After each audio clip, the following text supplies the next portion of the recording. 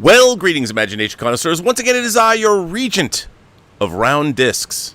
Oh, wait, what? Wait, no. I'm your pharaoh of physical media. That's right, it's me, Robert Meyer Burnett, and I'm coming at you with Let's Get Physical Media, episode 159.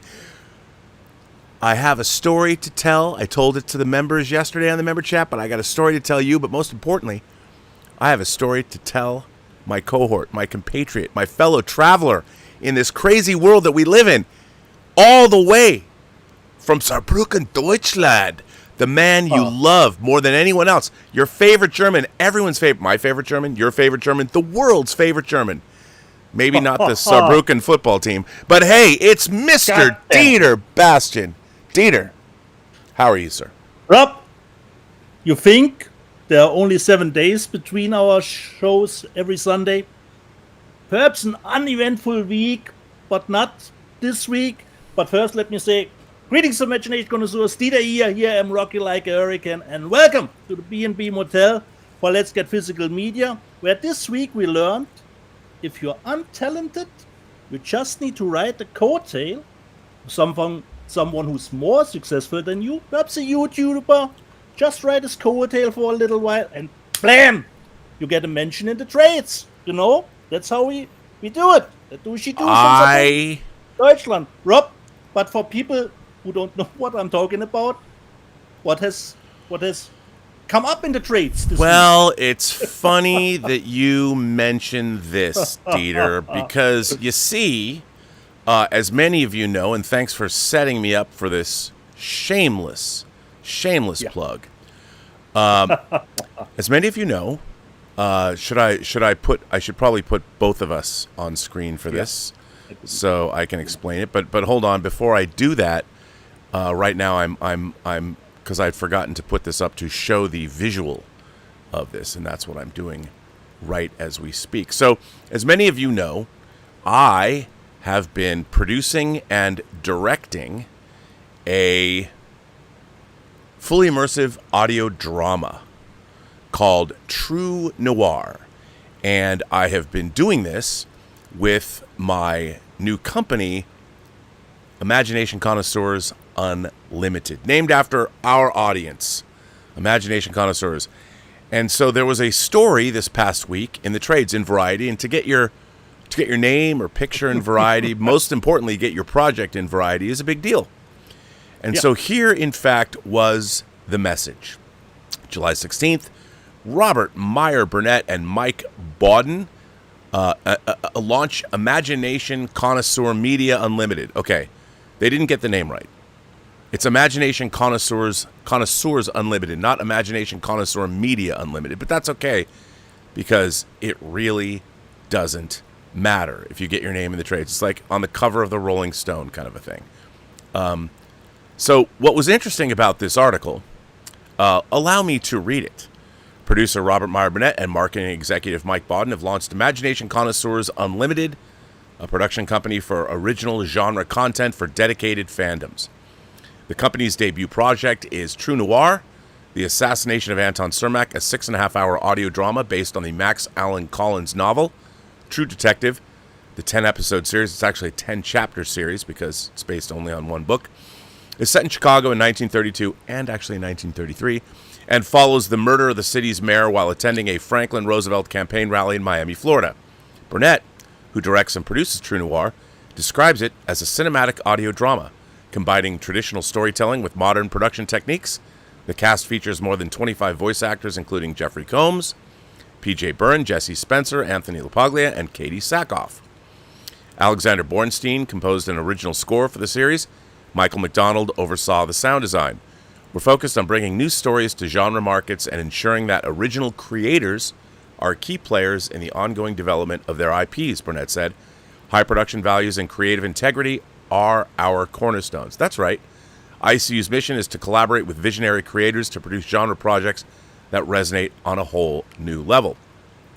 Burnett's producer credits include Agent Cody Banks, The Hills Run Red, Let's Get Physical Media with Burnett and Bastian, and a series of behind-the-scenes documentaries on Star Trek The Next Generation. Bodden previously worked at Republic Pictures and PepsiCo Foods International before launching Imagination Connoisseur Media Unlimited. So apparently one of my most notable credits in my entire career is this show, Dieter. This show. Doesn't matter that I have Grandmaster, an Edgar Award-winning Grandmaster of the Mystery Writers Association of America, Mystery Writers of America, I don't know if it's an association, but Max Allan Collins in 2017 was bestowed with the Grandmaster label. It's not like I coerced the man into writing a 300-page script based on his own novel, True Detective, and I have to say this always makes me chuckle. I just want to. This is why we're doing it with people who really understand. Max Allan Collins, when he signed this first edition to me, he wrote, "P.S. Happy birthday, Rob." Right there. I just want to say it. So if somebody misses a day, I can look at how cherry. I mean, this is a beautiful. I got to put a bro dart on this shit to make sure that this stays. These are mint conditions. And hey, maybe here's a preview of things to come. The $1 Million Wound. Ooh. Anyway, by the way, I would really appreciate it if right now you go over to Kickstarter right now and look up True Noir. It'll take you to the link and support you can buy the show now. The Kickstarter campaign has been launched. Please go over and support us if you can. $1 helps, but you can buy the series. It's 10 chapters. Again, almost 7 hours of fun. Go to Kickstarter right now, and you can get the physical media version. We haven't put up the 11-disc vinyl box set yet, but we're going to. We're in the middle of the campaign. I think we have 55 days left.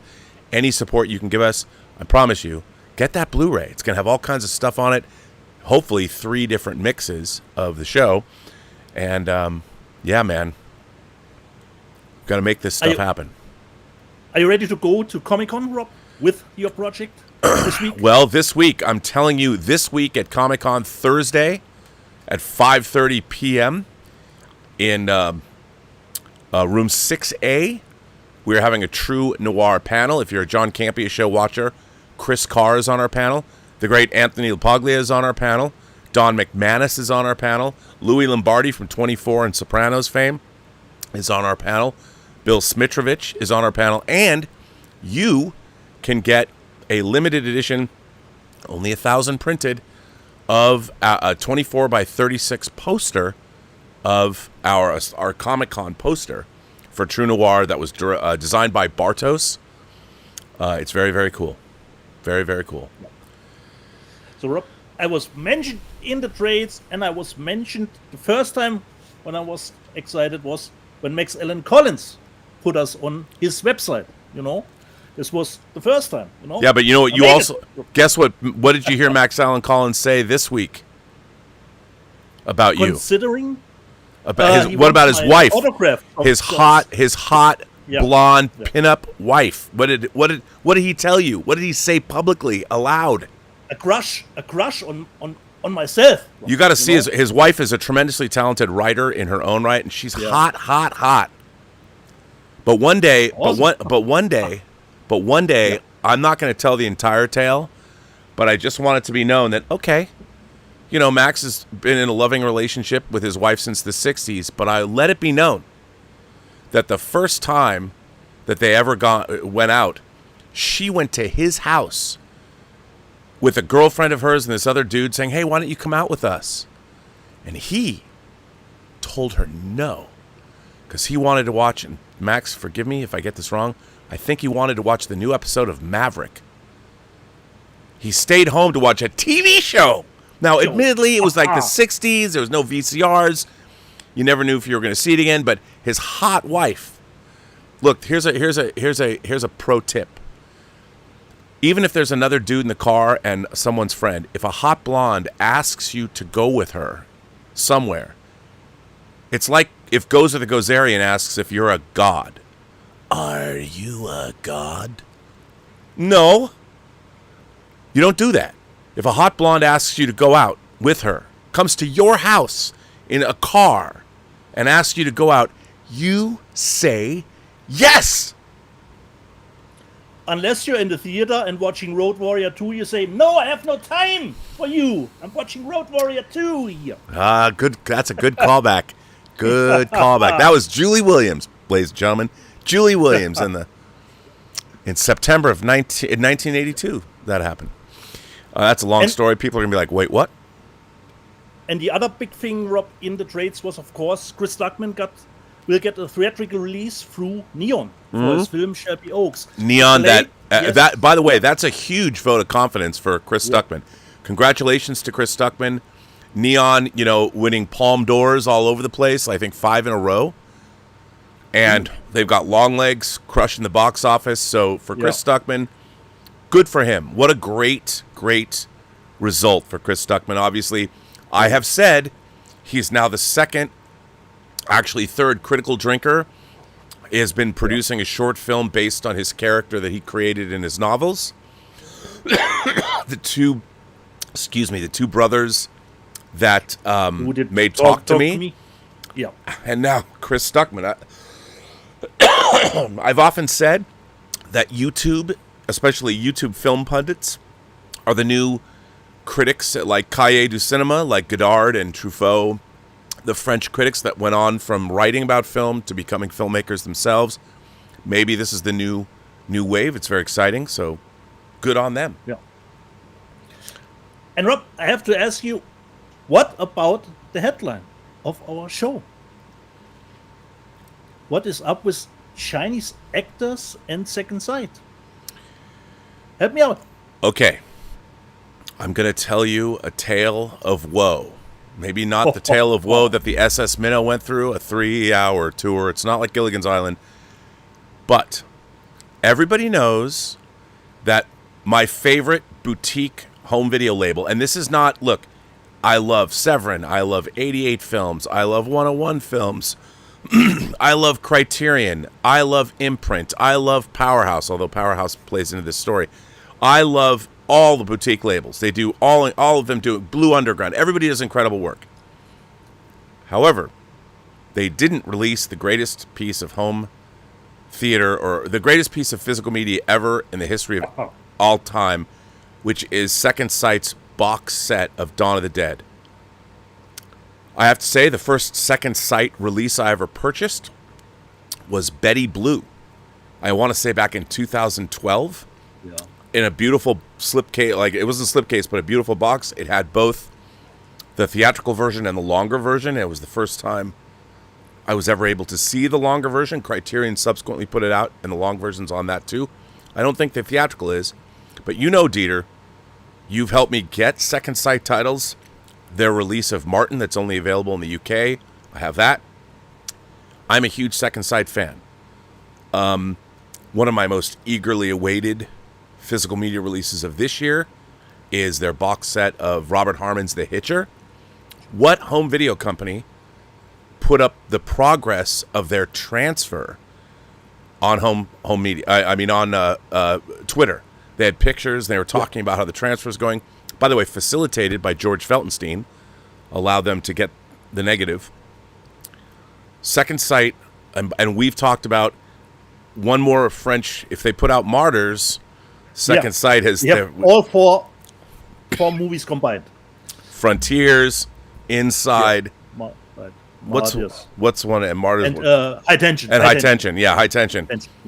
I mean, come on, the quadrilogy of French horror. Yeah. And I don't know if look. This is not saying they have not announced they have Martyrs. Fingers crossed. Do they have Near Dark? Fingers crossed. Don't know. But I love Second Sight. I've often said that if Second Sight were a girl, Second Sight would be Farrah Fawcett Majors from Logan's Run. Or, because they're a UK company, Jenny Agutter from Logan's Run as well.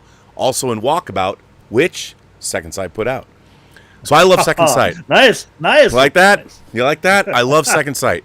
Nicely done. I love Second Sight. I love, they can take a movie that I thought was okay, like It Follows.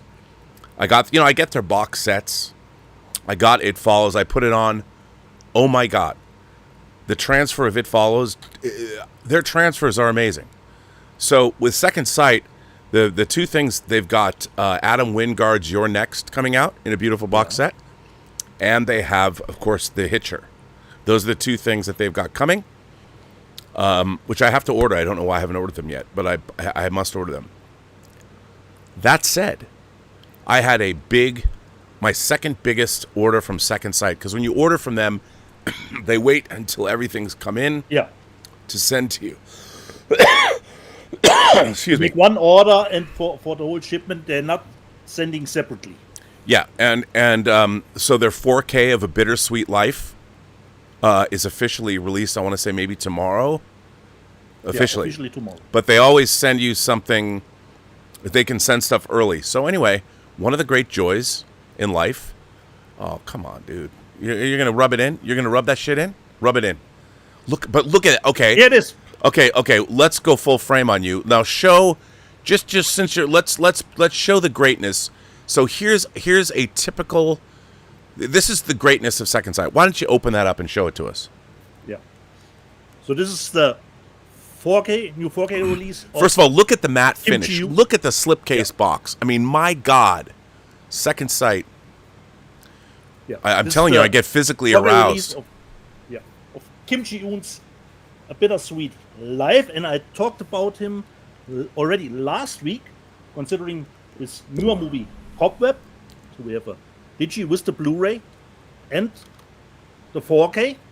And I watched it, Rob, this afternoon. Really liked what I saw. And especially what I love is when they give you some information at the beginning, how the transfer was done, when it was done. That's always nice to know. And then, of course, we get a fixed... Second Sight never skimps on their books. Their books are incredible. The articles are great. Still have a great time visiting the movie again. Haven't seen it in a long time. Still awesome. And, of course, we get some lobby cards. Let me just see.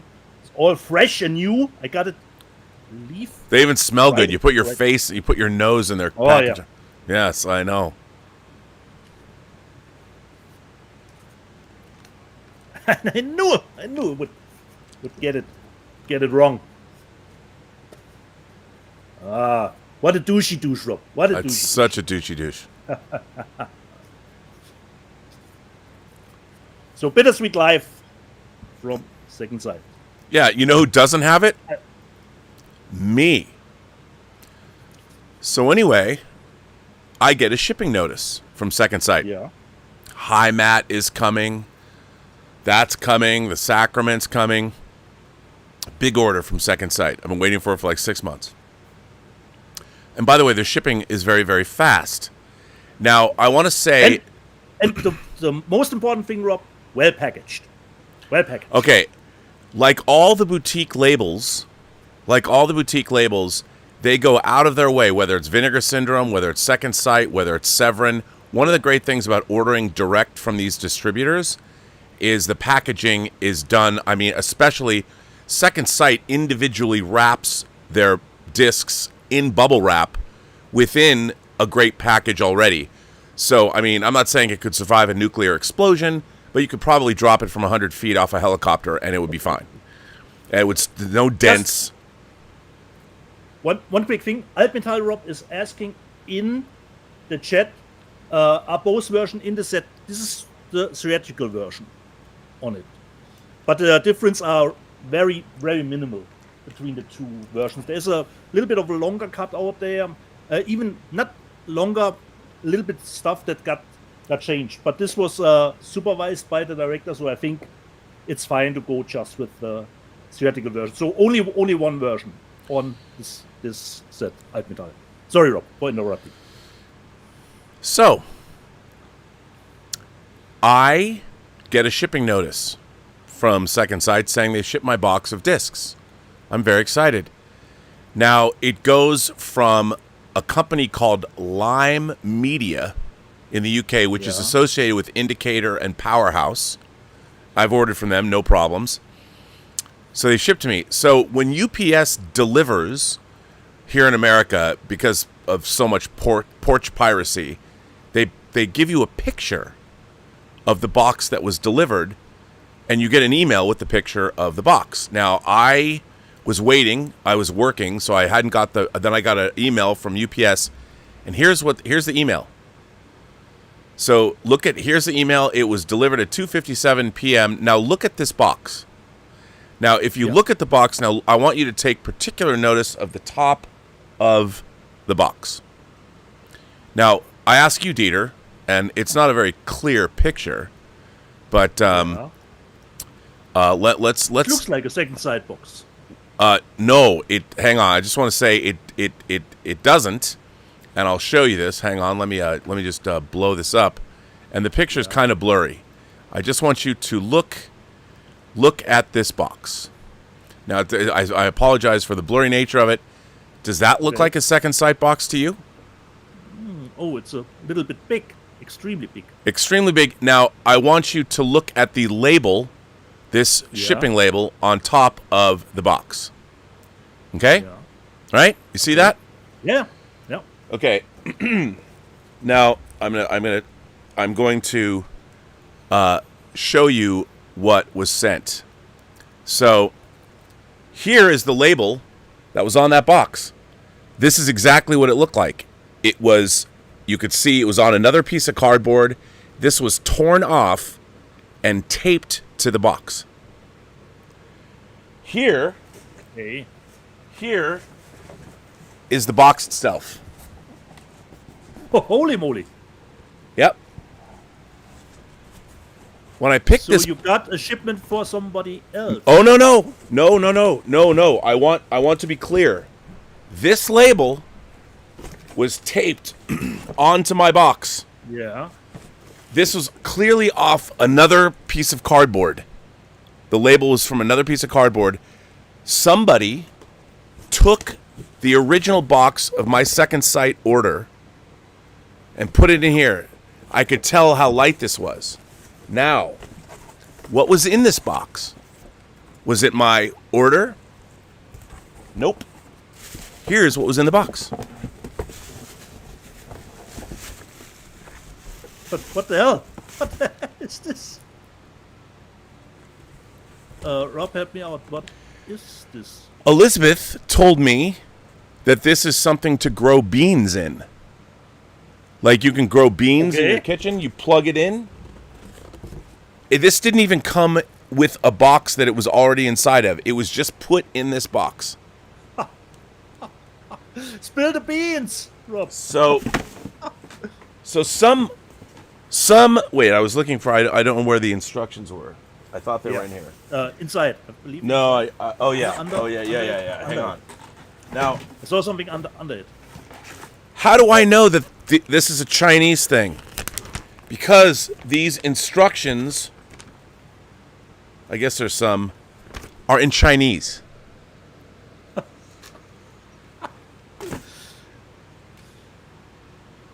Now, I did some sleuthing, and you can see, here's every place that this box went. It was cleared for customs, and here's every place it went. The label was created. It was sent out. We have your package. Arrival at facility. This package is in the clearing agency. So, and then you can see, here's the rest of its journey to me, to where it was delivered on top, out for delivery. So somewhere, and by the way, the Lime Media Company, that sent this package out, they're a great company. I mean, they work for I think they're a subsidiary of Indicator and Powerhouse, and all they do is ship media. Limewood Media Limited. So that's who shipped it out. But you can see, once again, here is its journey. So at some point in the journey of this box, somebody decided they're going to take... First of all, they stole from... First of all, not just me, but they stole from Second Sight. Somewhere, and what's so weird is the fact that somebody took apart their box, and they can probably see, I mean, whatever information. If anybody wants to contact me, I kept this stuff. They stole from Second Sight and me, because it was not an insubstantial amount of money that these discs were. Yeah. I've never had anything like this happen in my life. Now, to be fair, I contacted Second Sight, and I was so fucking pissed. I was like, first of all, this was somebody decided to take the Second Sight box. Maybe they knew because it started out at Lime Media or whatever.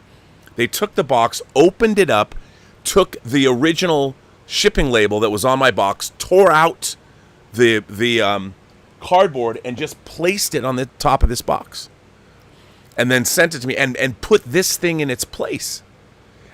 And by the way, the weight, very different because this was incredibly light. Yeah. So they can probably, if they weigh things in at each place where the box went. Station, yep. If it was weighed in and out, and again, here's where they went in case you want the receipts. Somewhere in that process, some motherfucker took my fucking discs and gave me some bean grower instead. So fuck you. This is not Second Sight's, but this is, so anyway, contacted Second Sight, and I have to say, Alex at Second Sight, I mean, cockamamie story. I did say that I do this show. I did say I love Second Sight. It's my favorite company. But this shit happened to me. And I was pissed. He said that he was going to dispatch my new order. It still doesn't change the fact that some motherfucker stole my fucking discs. Yeah. Stole from Second Sight. Stole from me. And did it somewhere in the supply chain. Or the whole... I mean... Somewhere, somebody working stole shit. Somebody is literally a fucking criminal.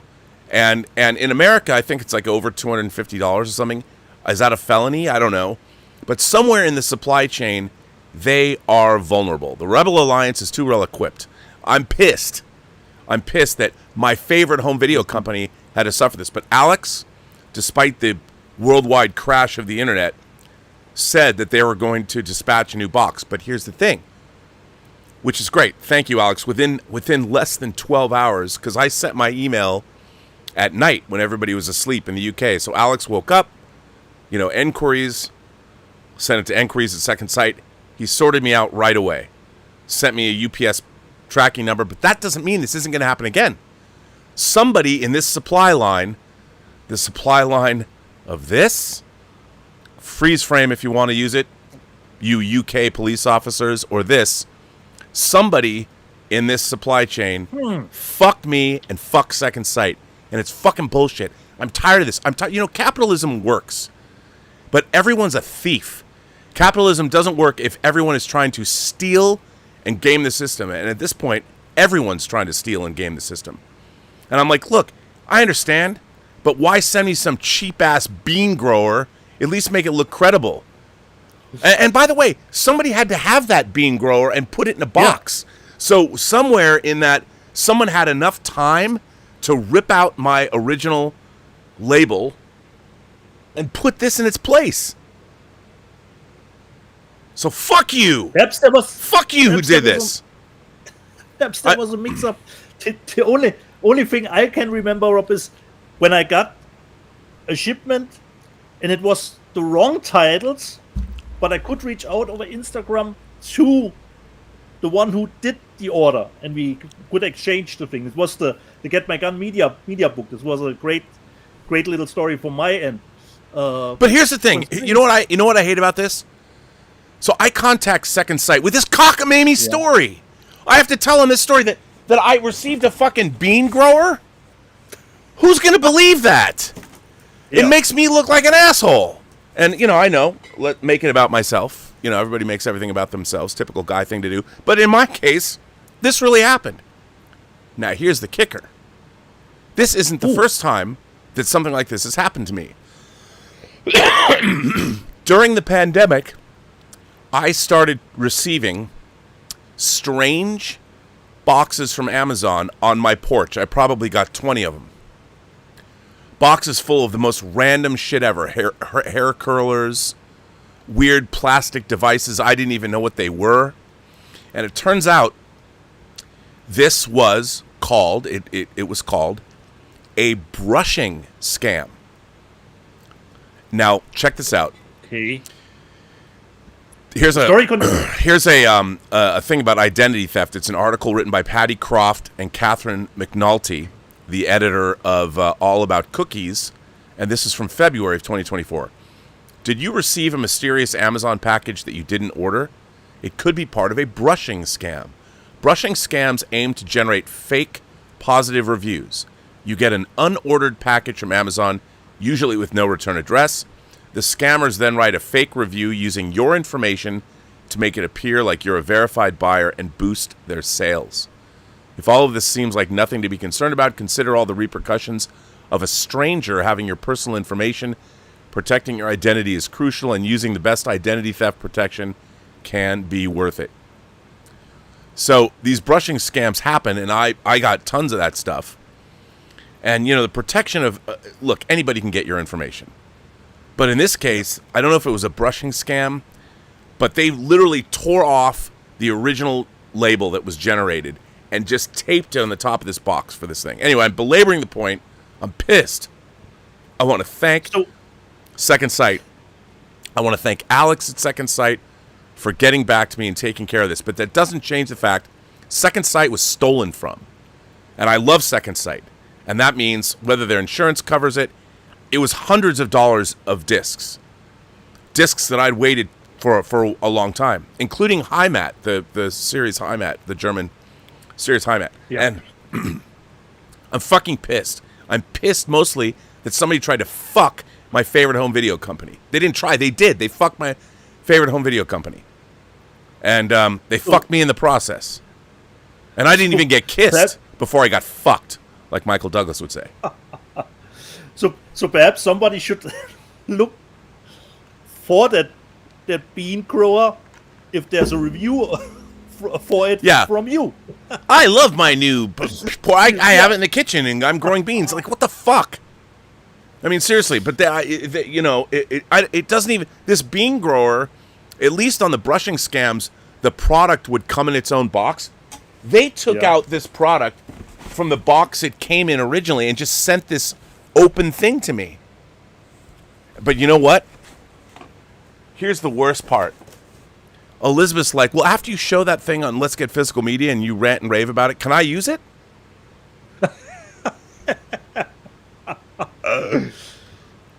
Check it out.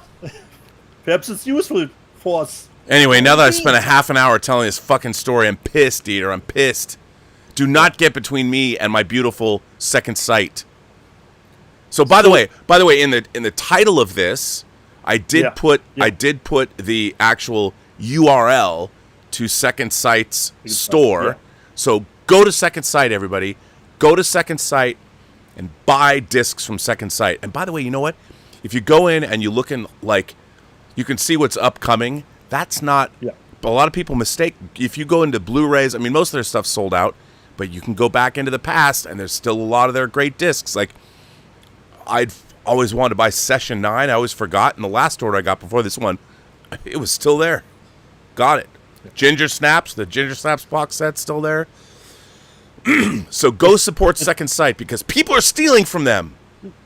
And me too. Without rubbing it more in, Rob, you mentioned it. God damn it! The Sacrament from Ty West. That was in my box. Yeah. In my box. But luckily, Rob, this is my week. Mentioned in the trades. Got my Second Sight stuff. I'm on an up here. Sacrament from Ty West, who's in the theaters right now with, of course, Max. It's comes with emerald. Put the back of the box in it. And I remember having seen the movie, but it's a little while ago. I'm really looking forward to watching it again. And like A Bittersweet Life, it comes with... Oh, yeah. Booklet. Rub it in. Talk about how great it is. Yeah. Thanks. Yeah. And, of course, some lobby cards as well. Rob, help me out. The Sacrament is one of the first of Ty West? Yeah, I think so. Considering the movies. So, really looking forward to seeing this once again. Always the wrong way. Really looking forward to seeing the movie again. So I got my second sight shipment. At least I was. You did you? You got your second sight shipment. Fucking Germans, Jerry's. No, I'm just kidding. But God damn it, God, you would say, God damn it, God damn it, Rob. And by the way, their shipping is lightning fast from the UK. The only place I mean, lightning fast. You know why? Because they use Lime, whatever that place is, Lime, whatever.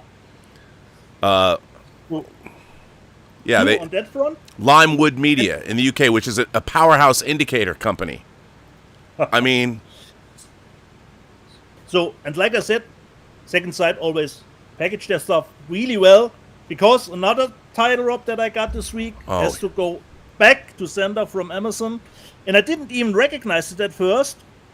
I've got, Rob, the German titling is Das Wiegenlied vom Totschlag, The Lullaby of Manslaughter, which is that's a great title. So Soldier Blue, Rob, and at first I didn't even realize it, because it comes in a cool slipcase, and the slipcase is actually fine, but then I detected on the back it's dented, can probably see it here.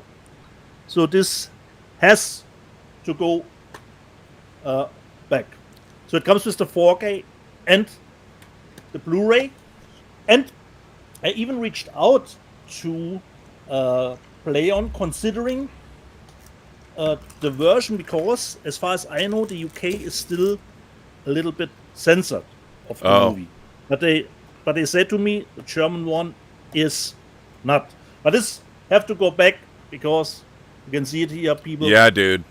It didn't survive Amazon packaging. Look, I gotta say, I think I'm done. I think I'm done with ordering discs from Amazon. The last 6 months, unless it's a standard MRA, Rob. Well, even like, I mean, their Chinatown disc, they just ran out of them, and I don't think they're getting more. Thank God I got the UK version. I have to buy 2 Jakes separately, but I'd much rather order from Amazon UK. They do. Look, every country in the world is doing better business than the United States is these days. Between allowing shoplifting to occur and everything else, I don't know what's happening. This country is falling apart, Dieter. Falling apart. Your great civilization is coming. It's collapsing. It's collapsing because nobody wants to work hard. Nobody cares about quality anymore, and except companies do. I mean, the people that are working, boutique video labels do. Yeah. If they can find some place to replicate their discs. I mean, it's really depressing. So switch a little bit over. Perhaps they can lift you up, because we have, I think, a lot of super chats came in. Do we? Yeah. Okay, well, let's see. All right. Okay, people, I'm sorry I had to listen to my rant, but it's an important rant. Darth Plato says... Now we know what the title of the show was about, because I was... What is he talking about again? Yes, it's a great story, though. Darth Plato says, the show must go on. Hals und Beinbruch. What does that mean? Hals und Beinbruch. Holz und Einbruch. We'll get back to it, Rob, next week. Okay. When I go through the live show. 200 Watt Studio says, Joe's dropped out of the race. Let's go, Kamala. You know what? She'll never win. Kamala Harris is not going to be president of the United States, much as I am loath to admit it. Wonder who her running mate will be. Guesses? Michelle Obama. There you go. B. Depp. Hi, Rob. I don't mean to be flippant about that, but I have to read all about it and see what's going on. Hi, Robin Dietz. Forgot to wish you a happy birthday yesterday, Rob. So, happy birthday. Happy puppy-free living.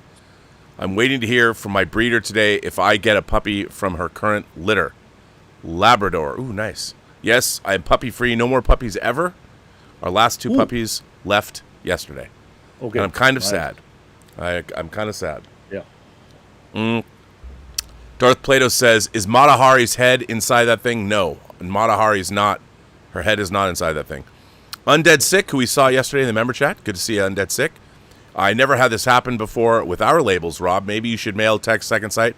I did, and as I said, Alex at Second Sight got on that shit and took care of me right away. Unless the same thing happens again. And it better not, but who knows. Major Chai Chai says, Ms. Gonzalez says, moral of this story, don't touch Rob's discs. There's a lot of things on me that you can touch, but not my fucking discs. You're right about that. B-Deb says, Rob, your rant reminded me of Liam Neeson's famous certain particular set of skills speech from Taken. Thank you for that. Tracy, a World in Pajamas. Coming up. World in Pajamas says, sorry I've not been around, but I've been very busy. How have you both been?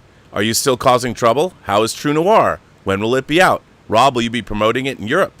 True Noir will be done probably at the end of September. As soon as the crowdfunding campaign is finished, we're going to release it. If all goes well, if we can... Our crowdfunding campaign, I've been promoting it in the last 2 days. It's kind of... We're only looking to make $30,000. I mean, we really need to make like $500,000 to pay for this thing.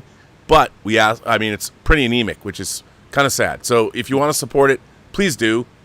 Because help me, Obi-Wan Kenobi. Because it's up to you guys. It's up to you, you imagination connoisseurs. Go to Kickstarter. Punch in True Noir. Help us out. If only to alleviate my pain from my Second Sight. You know what? It just bothers me. I'm sorry. It bothers me that these people did this to Second Sight, to a company that has done nothing but provide an amazing product. And as I said, I bought Betty Blue, I want to say 12 years ago, in 2012, I think. And even back then, it came in. I remember that was the first Second Sight thing I bought, and I loved it. The box was cool. The box, however, was glossy, unlike their beautiful matte finish boxes now. So Second Sight, they just keep getting better. So you go, Second Sight. And you, Alex, that's some great customer service. Thank you, Alex. I don't know your last name, but thank you for everything you do. And everybody go to Second Sight and buy from them because they need to make up what they had stolen from me and them. So there you go. And I want to thank, we are caught up. Hang on, let me make sure that we're caught up on Super Chats. And World in Pajamas, I'm fine because I don't know if you heard, I was in the trades this week. Just By the way, to mention it. No. Yeah, yeah, thanks. Can you imagine, Rob? We do without one foot in the grave, your tombstone will say he proudly produced his accomplishment, your legacy. Let's get physical media.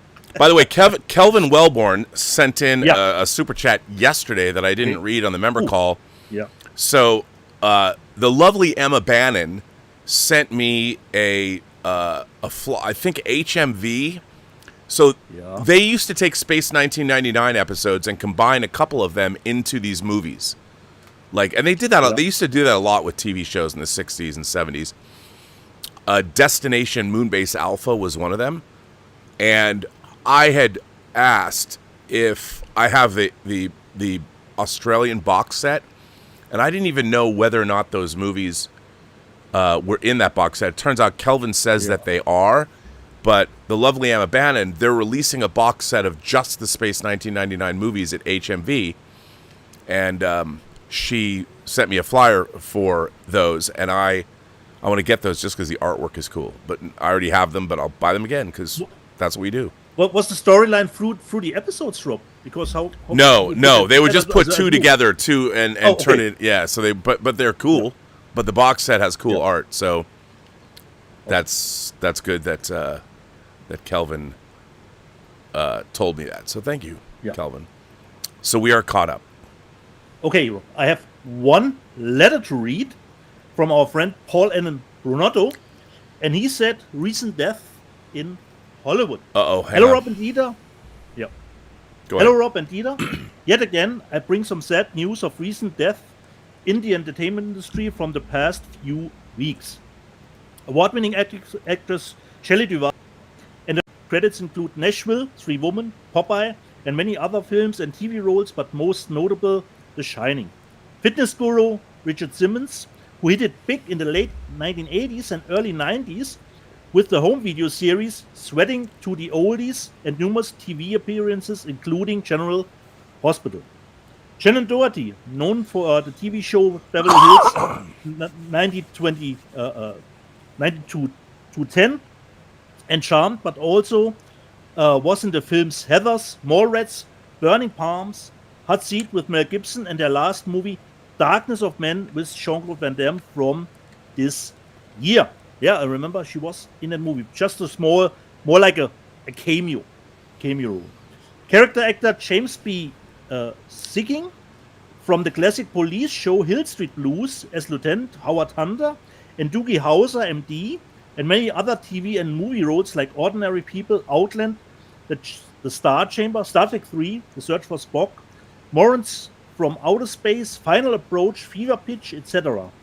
Bob Newhart, who started as a stand-up comedian and won a Grammy for his first comedy album, The Button-Down Mind of Bob Newhart in 1961, but mostly known for his big hit TV shows, The Bob Newhart Show, which aired from 1972 to 1978, and Newhart from 1982 to 1990, both nominated for a slew of Emmys.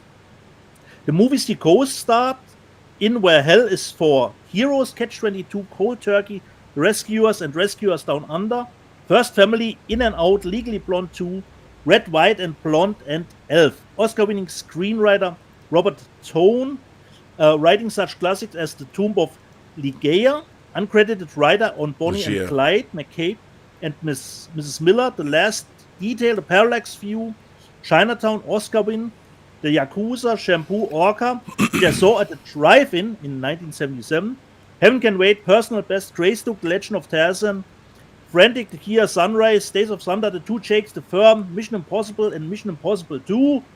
He was one of my favorite screenwriters and Academy Award-winning producer John Landau for Titanic, but also produced Avatar 1, 2, and 3, and Solaris, Alita Battle Angel.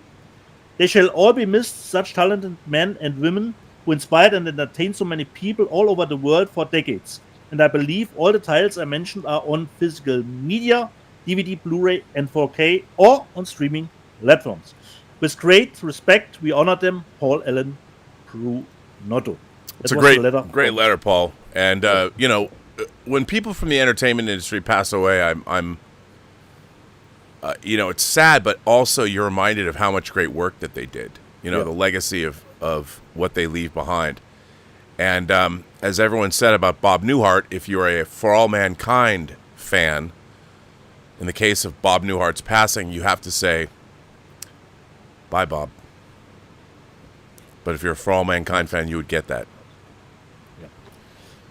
So Rob, should I show some stuff that I got this week? I'm surprised you didn't ask about the box office deets. Oh, totally forgot, Rob, because we have some wind and money blowing in. Win a lot of money. Okay, let me hear about it, Rob. Nancy Tartaglione, our favorite Nancy. Yeah, totally forgot. It says today, Universal, Warner Brothers, and Amblin's Twisters positively blasted past forecasts. Ooh. This is great.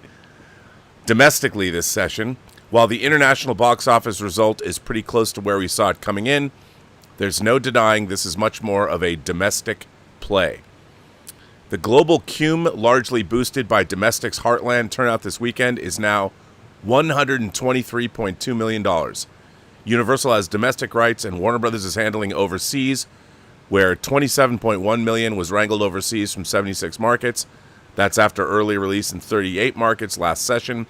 The weekend saw a 30% drop overall overseas, and Latin America had great holds. But so it's doing well. That's over 120 million bucks. That's pretty damn good. So you go, Nancy. And of course, Joe Biden has dropped out of the presidential race, which is pretty amazing. That's very, very, very, very crazy. Totally. So, I mean, this isn't the place to talk about it, but hey, it happened. Now, other things. Inside Out 2. Let's take a look at this box office. Inside Out 2 is going to be one of it looks like it's going to be the most successful animated film of all time. So Twisters is going to make $80 million stateside. That's what it looks like, which is Awesome. pretty insane. And Way more than I was expecting. Oh, I mean, people like the movie. You know, I was never a fan of the first Twister. What? Are you kidding me, Rob? I mean, it's fine. You know, it really... Come on, the Laserdisc, Rob. The Laserdisc was one of my references disc. It was a great... No doubt, it was... The sound and the picture was amazing. So, you know, what can I say? You know what I'm looking... I'm looking for the charts, but it doesn't seem to have the chart of all the other things. Hang on a second. Especially how the hold of Longlegs was. Well, yeah, that's... I'm trying to find the list. Okay, here we are. So Twisters has made $80 million. Despicable Me 4 is at $259 million. Inside Out 2 domestically has made $596.3 million. Longlegs only dropped 48%. Longlegs is now at $44.6 million. Neon has got to be stoked about that. You go, Oz Perkins. A Quiet Place Day 1 is number 5 at $127.6 million total. It made $6.1 million this weekend. Fly Me to the Moon with Scarlett Johansson and Magic Mike. Channing Tatum, $16.3 million. Bad Boys Ride or Die is at $189.2 million, which is great for that. Yeah. A movie called Bad News with a Z on the end, $1 million. Maxine is at number 9 at $13.9 million total. And Bike Riders is at $21.2 million. And I would say that's pretty healthy for the box office. Low budget horror is doing well. Yeah. And you've got Twisters, Despicable Me, and Inside Out collectively those three movies made over $100 million. Actually, they made almost $115 million this weekend at the box office, just those three movies. So, not bad. Box office is healthy. Yeah. Especially when we think about, Rob, there was a lot of talk about the declining box office. But if you think about it, really, of course, we don't have that much big hits. But considering we only really had The Folger and Furiosa, who were big flops. But the other movies, I would say, pretty fine. Every movie. By the way, we didn't really answer Tracy's A World in Pajamas super chat. Oh, sorry. She said she can't stay long. I wanted to send my best wishes. I've got oh, wait a minute. I will definitely support it. Oh, this is another super chat. Her first super chat, she said... New super. She said, are you both still causing trouble? Well, you are. But how are you? How have you been, Dieter, she asks. And we didn't really answer that. Yeah, I was in the trades, Rob. I'm working on that, Rob. I'm taking this with me the whole week, the whole next week, Rob. That was a variety. Well, she goes on to say she'll definitely support it. She says she can't stay long. She'll catch up tomorrow. I wanted to send my best wishes to you both. I've got a hot date in a fancy restaurant, and I'm ordering champagne. Ooh.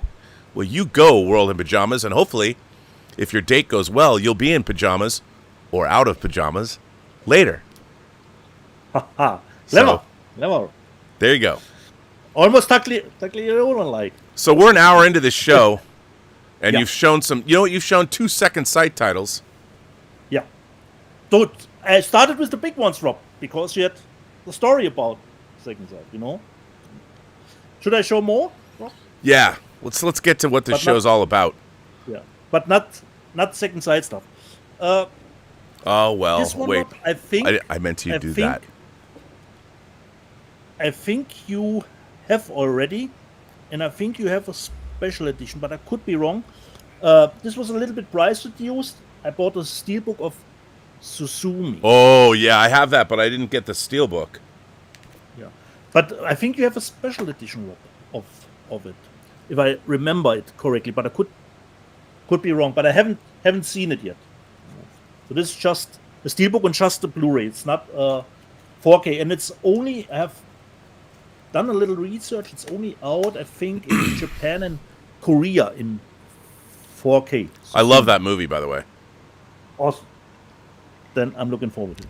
You know, Rob, one of my favorites this year, co-produced by your friend Roy Lee. One of my favorites this year was So good.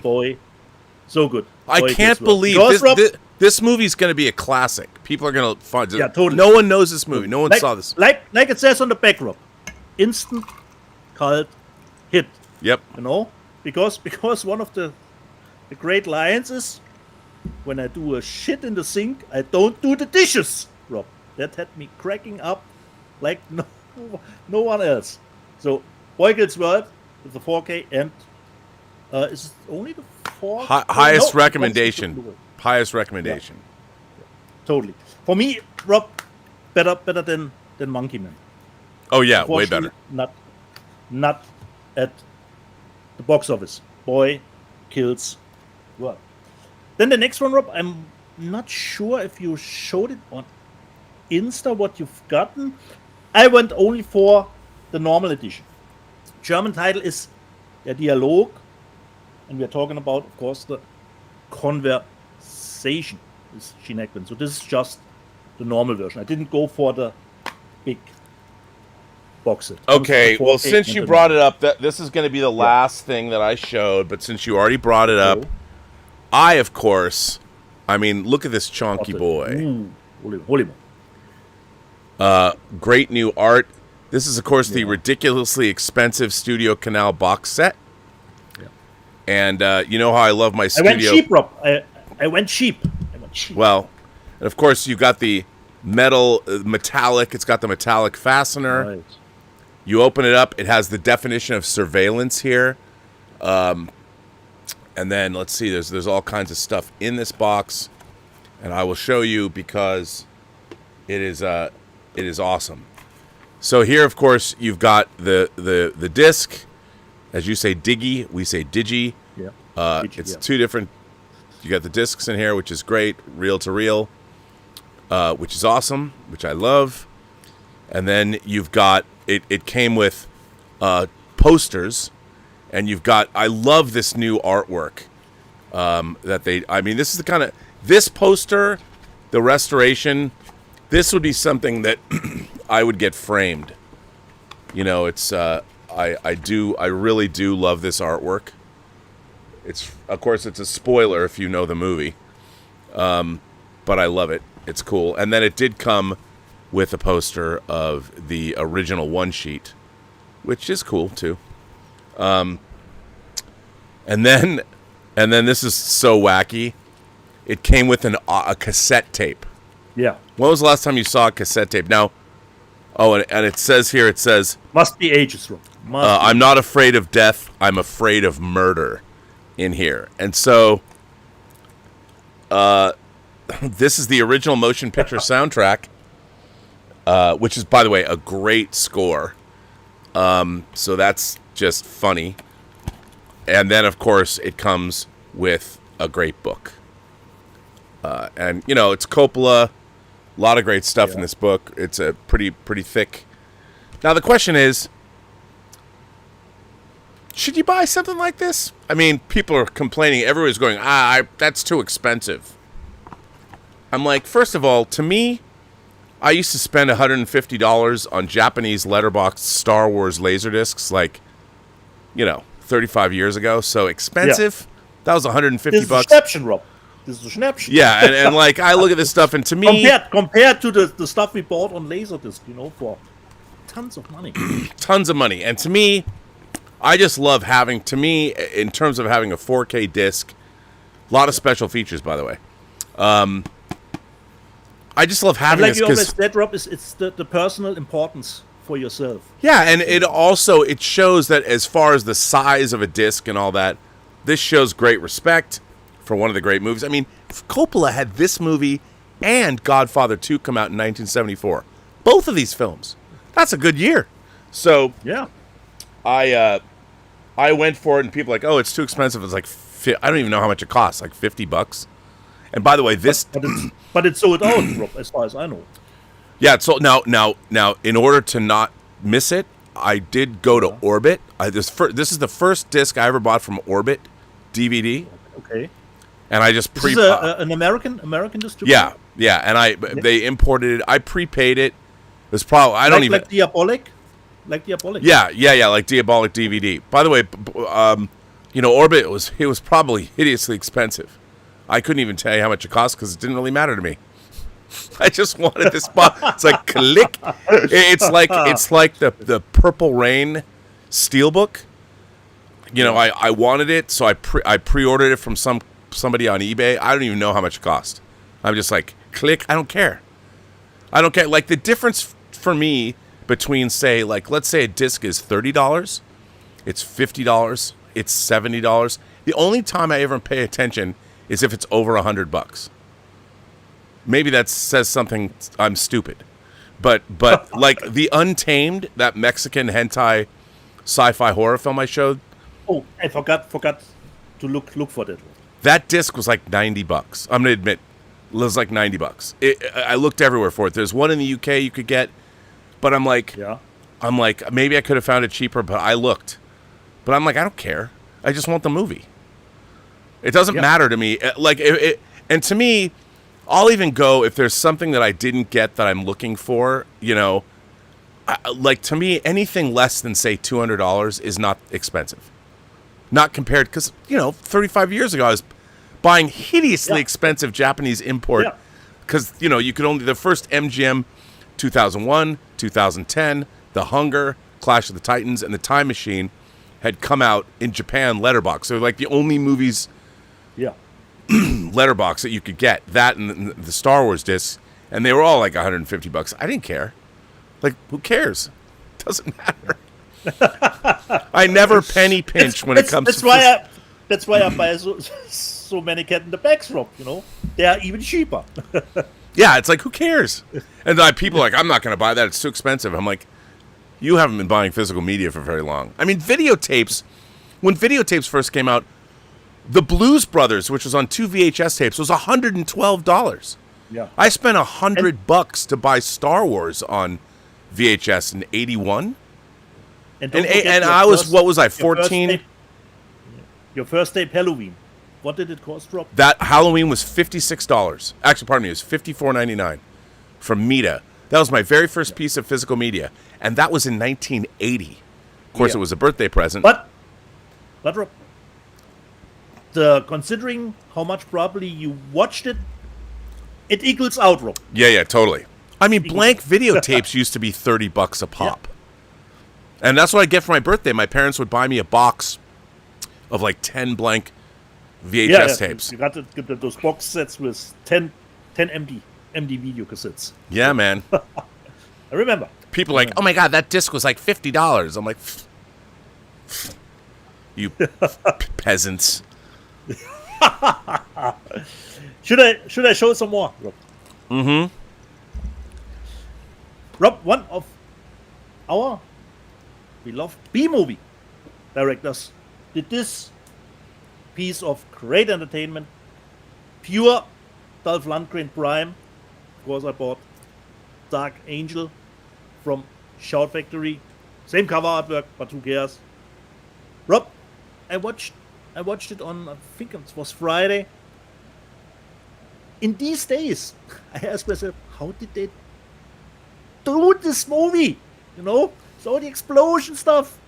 Still have a great fun with it, with Dark Angel, aka I Come in Peace from Greg R. Bexley, who did, of course, Stone Cold. Exactly. Hell yeah. Yeah. The next one got a little bit delayed, but finally it's out. Hadn't gotten the time to watch it because it came in yesterday, and I'm really will be hoping they will put out the second part too. I've got not MacGyver, I've got The Guyver in 4K. This is the limited collector's edition. We've got a different cover artwork underneath. Wow, look at that, dude. I've heard that transfer is amazing. Oh, that's great to know, Rob. It comes with the 4K, with the Blu-ray and the soundtrack, and we got a booklet. But I can only hope.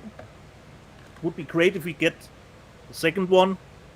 Which I loved even more. Dark Hero 2. Little booklet of the Guyver. It was supposed to come out, I think it was May, so it got a little bit delayed, but finally it's here, and we certainly take delays if this then is correct, but I haven't watched it. Hopefully no problems here. Cat in the Bags, Rob. Cat in the Bags, let me just see. Yeah, Cat in the Bags. Another shark movie, Rob. I think it's on Tubi in the States. Look at that cover, Rob. Look at that cover. The Last Breath. Wow. And it's actually the last movie with Julian Sands. I was surprised when I looked. Wow, that's a terrible title for his last movie. Yeah. When I looked at the cast, Julian Sands is in it. You know? Look at that. Blood in the water. Blood in the water. The next one, Rob. It's called Cat in the Bag. It's least uncut, Rob. It's called Nightbird. Look at it. Long legs. And funny story, Rob. It is actually certified. It's got a reversible cover, so we don't get the big rating logo. 18. But then you look at the disc, Rob, and it says 16. But then, luckily, they put a flyer in it, which says they did made a mistake here, but no worry, it is the uncut version, even if the disc is labeled 16. At least Nightbird, huh? It's not about that tragic story about the singer who was on America's Got Talent. Nightbird. So, at least it is the uncut version, even if it says 16. You looking forward to it, Rob? Looks juicy. Another Asian action movie. I waited until the price dropped in the States, but I haven't seen it. It's just called from Wellgo USA. Wolfpack. No. You know what? Wellgo USA is a company that you can usually buy from, and they won't let you down. Yeah, normally not this sort of stuff. And Rob, now you will be surprised. Considering my taste, we go to Criterion, Rob. I have 2 Criterion titles to show that I bought when Amazon dropped the price a little too. I bought, Rob, the Trial. Good call. Which comes with the Blu-ray and the 4K in it, and with a booklet. Thomas, I saved the sticker. And the slogan is always on my case. Save the sticker, Beats. Save the sticker. So once again, totally forgot. This is how Criterion does it. Actually love it. So I bought the Trial and the other one, Rob. Sometimes, even if I like my action, sci-fi, and horror stuff, wait, just have to get it in right. But sometimes it's all about cleaning toilets. But I haven't seen it, Rob. I bought. Oh, that's 4K. A beautiful movie. Perfect days from Wim Wenders, no? Am I right, Rob? You are right. Wim Wenders. Your fellow countryman. Yeah. Strange, Rob, to make a movie in Japanese, actually. Quite surprised about. And it's not out here in 4K, so I went with the American Criterion version. But I haven't seen. What wasn't it in the running, Rob, for international? Yes. Academy Award. Perfect days. Nice.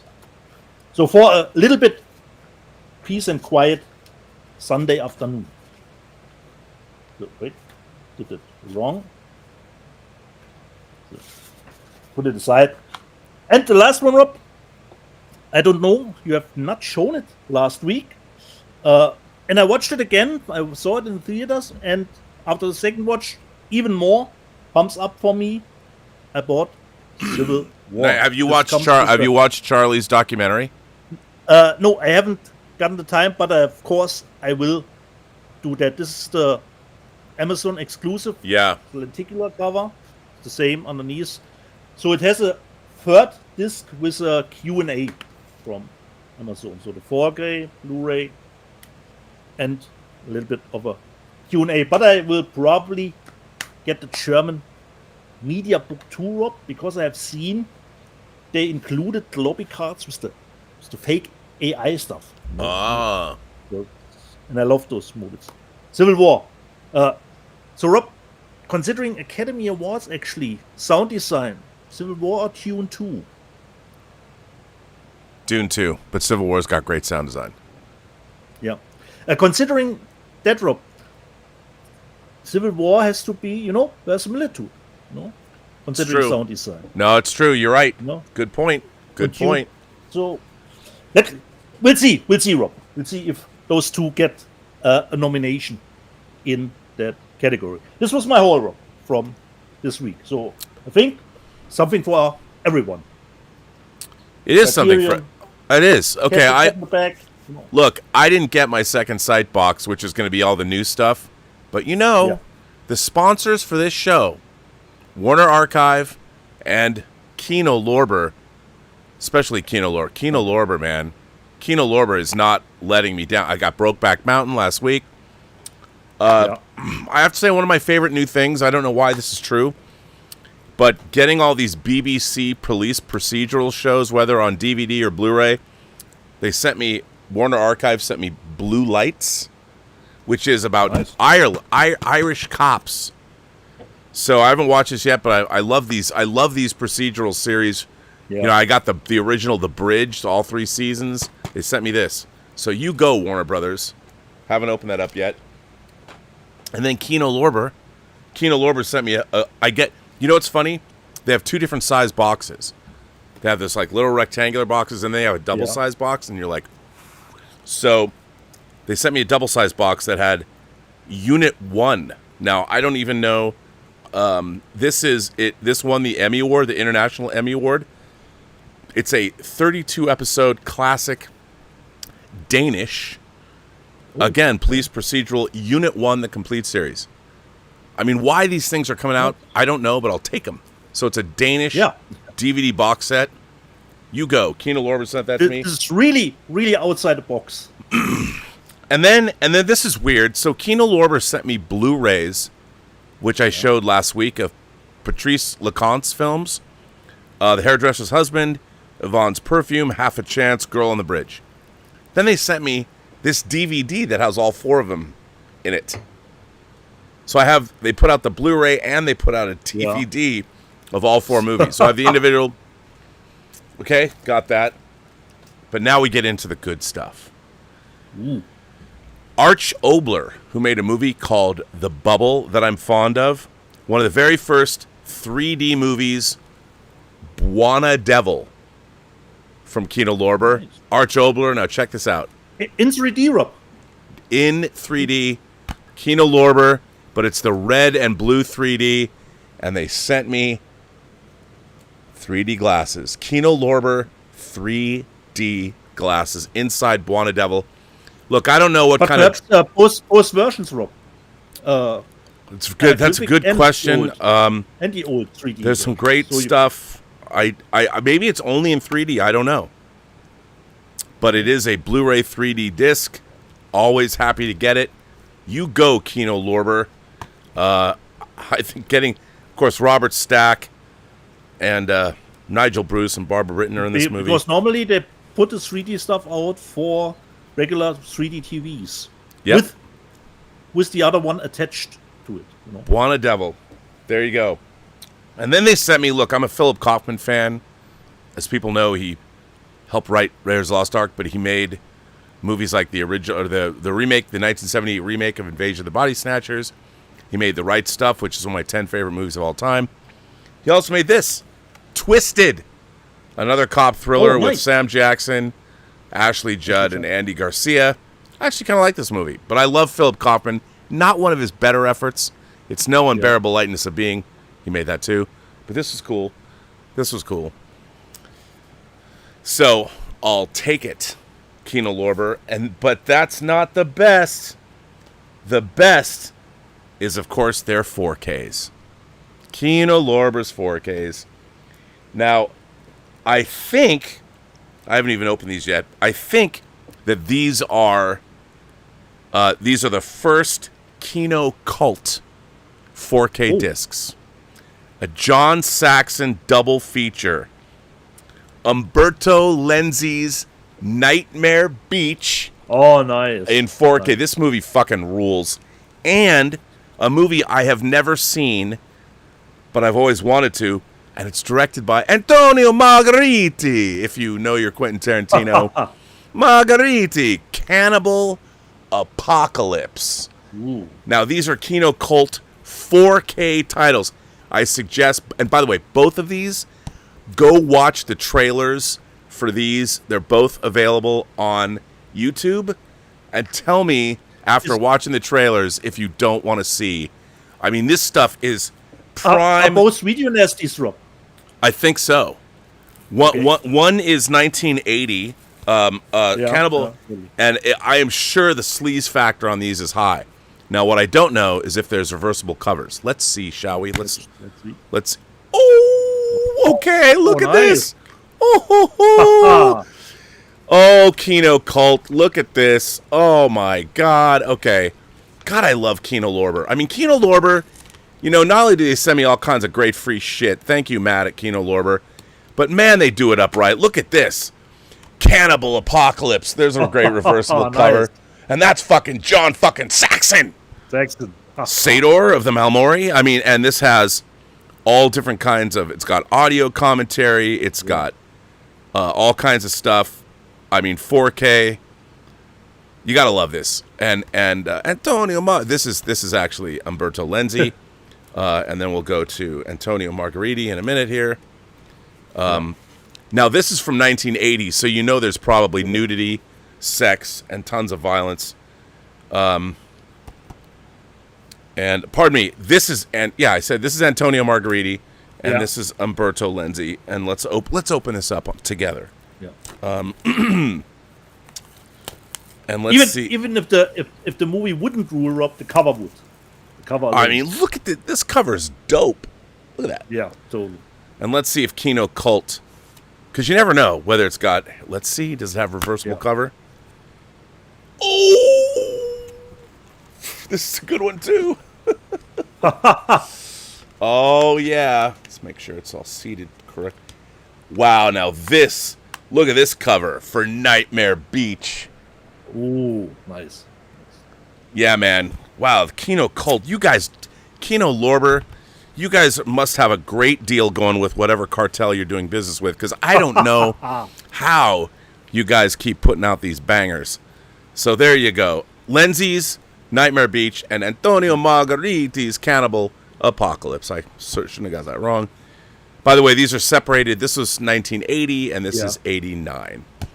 Watch the trailers. You'll want them. Then, of course, a 4K of the Frank Oz directed Kevin Kline movie In and Out about Kevin Kline plays a teacher that's he's going to get married to Joan Cusack, and his former student outs him as being gay. I actually kind of like this movie. I saw this movie in the theater, but here it is in 4K. Who knew? So thank you, Kino Lorber. I haven't opened that yet. And then the piece de resistance, the disc of the week, in 4K, the disco extravaganza. Can't stop the music. Now, who would have thought? Oh, and of course, if anyone knows anything about this movie, Nancy Walker directed this. The actress, Nancy Walker, people don't remember her, but she was a staple of television in the 70s. The Village People, obviously, are in this. Can't Stop the Music in 4K. This goes right up there with the Apple. If you don't own the Apple, you should get the Apple as the perennial double feature of all time. That's my haul for this week, Dieter. Nice. That's my haul. Can't Stop the Music. I'm going to open this up and see if it has a reversible sleeve, just because. Yeah. I don't think In and Out does, but I'm going to do it. Okay. So there you go. Do it in between, Rob. I'll just tell you what I watched digitally. I was really a big fan of the first one, so I was surprised to see this getting a second one with Dave Bautista and Chloe Coleman. My Spy, The Eternal City. Unfortunately, as it is with sequels, No reversible break cover the on screen. Can't Stop the Music. Ah, Sorry. unfortunately, forgettable. Unfortunately, not as good as with the first one. Rob, you probably finished it too. I did. The Wow, Boys. what a great finale. For me, Rob, it was a little bit. It felt a little bit too like a mid-season level. Yeah, mid-season it's true. finale. You know, especially if we have to wait this long for the next season. You know, a lot of stuff in the open. So not disappointed, but for the last show, the boys always delivered something really, really special. So for me, it felt more a little bit like a mid-season climax when you would go into a summer break. Then on Max, Rob, I started, of course, the Kite Man series. Totally loved it, Rob. First episode, 10 out of 10 for me. It's just as brutal as the Harlequin series. Totally had a great time with it. But they only released, of course, 2 episodes, and now it will go weekly. But Kite Man was great. And then, Rob, Michael Monroe did a little bit of a press tour for Longlegs.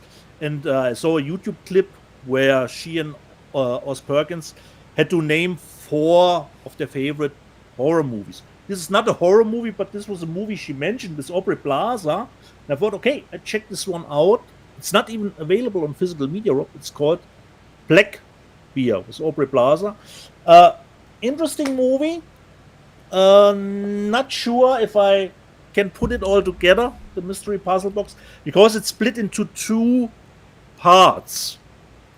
And the second part is with the film crew making the movie, but it's not the same that you saw in front. So big mystery box, but interesting at least. Black Bear. So this was what I watched on digital, and of course I watched Cobra Kai, Rob, season 6, the first 5 episodes. Unfortunately, my premonition came a little bit true, overstaying its welcome. That's what I've heard. I've heard it's gotten really silly. Yeah, and even Europe are caught up with the 5th season, and the 5th season was already tying a bow almost to everything that was set up. I agree. And now you have to get the motor rolling again. You know, you have to put out conflict out of thin air that was already resolved. You know, so unfortunately for me, Rob, as a big fan, a little bit disappointed about the first 5 episodes. But Cobra Kai had always a strong ending. Perhaps let's see the last 10 episodes before we know what we finally got. But they did something to get Miyagi a little bit of a mystery past. You know, Daniel and Johnny are still bickering. The kids are lamenting on which college to go. So unfortunately, it should have ended with season 5, because season 5 had a great ending already for my Yep, that's what I've heard. Yeah. So this was what I watched digitally. Nice. Let's jump into No. We got some. A lot of people have been firing. Nice. Super firing in. Let's see what we've got here. Walter White Walker says, "Bye, Bob. Yeah. R.I.P. and Godspeed." That's obviously to Bob Newhart. Film fan forever says, "Hi guys, I love your show. The last video with the American Gigolo 4K box set encouraged me to buy it. I even framed the original poster on my wall. It's a great disc, great package. By the way, this is Film Fan Forever's first super chat on this channel, so thank you for that. I love that box set. You know, it's one of those. It's kind of like Witness. Again, Amazon fucked me on my Witness box set. So, and that thing is impossible to get. You can get the single disc version, but I wanted the special edition. So that is a great special edition. That American Gigolo. Walter White Walker says, "I swear I sent that in right before you said it about Bye Bob." Danzig, 1979, has been a member for 9 months and says President Burnett has a nice ring to it. Oh, no. You would never get me running for public office. I would never pass scrutiny. Between my finances, my partying ways, there's no way. I would never be on anyone's ticket. I would be canceled. No. Walter White Walker says, the power of Manny. Oh, Allusions. no, don't remember me. This is very funny, but what he means is allusions to your character in The Acolyte. Will Manny Bothans show up in season 2? Might make the show actually good. What Walter White Walker is referring to is Kevin Rubio, by the way, who's been very sick. So shout out to Kevin Rubio. Hope you get better. Dear friend of mine. We've been working together for 25 years. So in his Tag and Bink comic, I was joking with Kevin about a joke that Bryan Singer and I used to talk about, where in Return of the Jedi, when Mon Mothma is addressing all the rebel pilots, she says, in terms of getting the plans to the Death Star 2, Mon Mothma says, many Bothans died to bring us this information. And it was generally understood that Bothans, Bothans, was some kind of a race of aliens we hadn't seen yet. But Brian used to joke to me and that what if Mon Mothma, because she looks sad when she says many Bothans, what if it's not many Bothans, but what if she's actually saying Manny, as in Manuel, Manny Bothans was her lover. And when she says Manny Bothans died to bring us this information. So I told Kevin this. So Kevin, in his Tag and Bink comics, had a character. We get to meet Manny Bothans, and the artist took a picture of me and drew me into the comic as Manny Bothans. By the way, Tag and Bink, this is true. I'm in the comic. It looks like me. Manny Bothans died to bring us this information. So that's what Walter White Walker is referring to. Look, if they want to put me in Acolyte Season 2 and I'll play Manny Bothans, they'll have to shrink me down. I'm happy to do it because anything I could bring to the Acolyte would make it better. Just saying. Definitely. It can only go up. Mihan has said, have you seen the movie poster restoration on YouTube? I don't know. Poster restoration? No. That's I will look that up. Is there a movie poster restoration channel on YouTube? Yeah. I haven't seen it. Tom Jr. Jackson says hentai, like in the basement of San Diego Comic-Con. Okay. I once joked on this show, maybe not on this show, but on Robservations, that there is the 30 floors down underneath the San Diego Comic-Con, the convention center, that there is a secret hentai basement where people go down to be pleasured, like at the end of the movie Possession, where there are creatures from the Stygian depths that do all kinds of things to you. So, look, I can't confirm or deny that I've actually been in that basement or that it even exists. But the hentai basement underneath the sand, if you ever get tickets or you get a pass, I'm just saying if you can't find Rob on Thursday, you know where he is. The hentai basement. And Major Chai Chai says, yeah, Robert, are you going to give me the password to the San Diego Comic-Con basement? Here's the thing. I'm not confirming or denying this. The thing about women who go down to, there's the size and the technique of the Stygian creatures that live down there are beyond the powers of mortal men or mortal women. So I have seen women go into that basement, maybe, I can't confirm or deny this, that never come back out. Now, I don't know what happens to them. All I hear is the moans of ecstasy, and I just understand. They say once you've gone this, you can't get this, whatever that might be. I'm just saying that I've seen things you people wouldn't believe. More than attack ships on fire off the shoulder of Orion.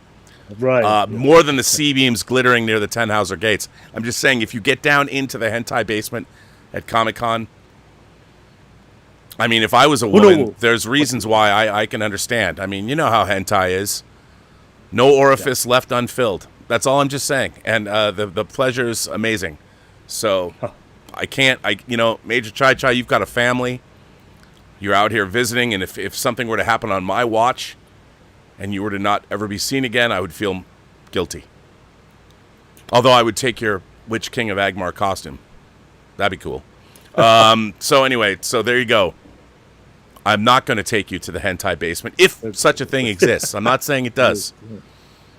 Just saying, I can't be responsible one way or another. I mean, I can take you other places if you want to go there, but I can't take you to the hentai basement.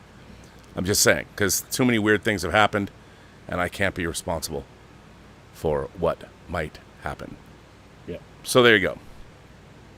So that we're caught up on Super Chats. Yeah, very cool. So everyone, I think news section. What? News section, yes. There's an interesting... Okay, this is interesting. Have you ever heard of Kaleidoscape? I think so. Kaleidoscape is like a server that high-end home theaters can use? Yeah.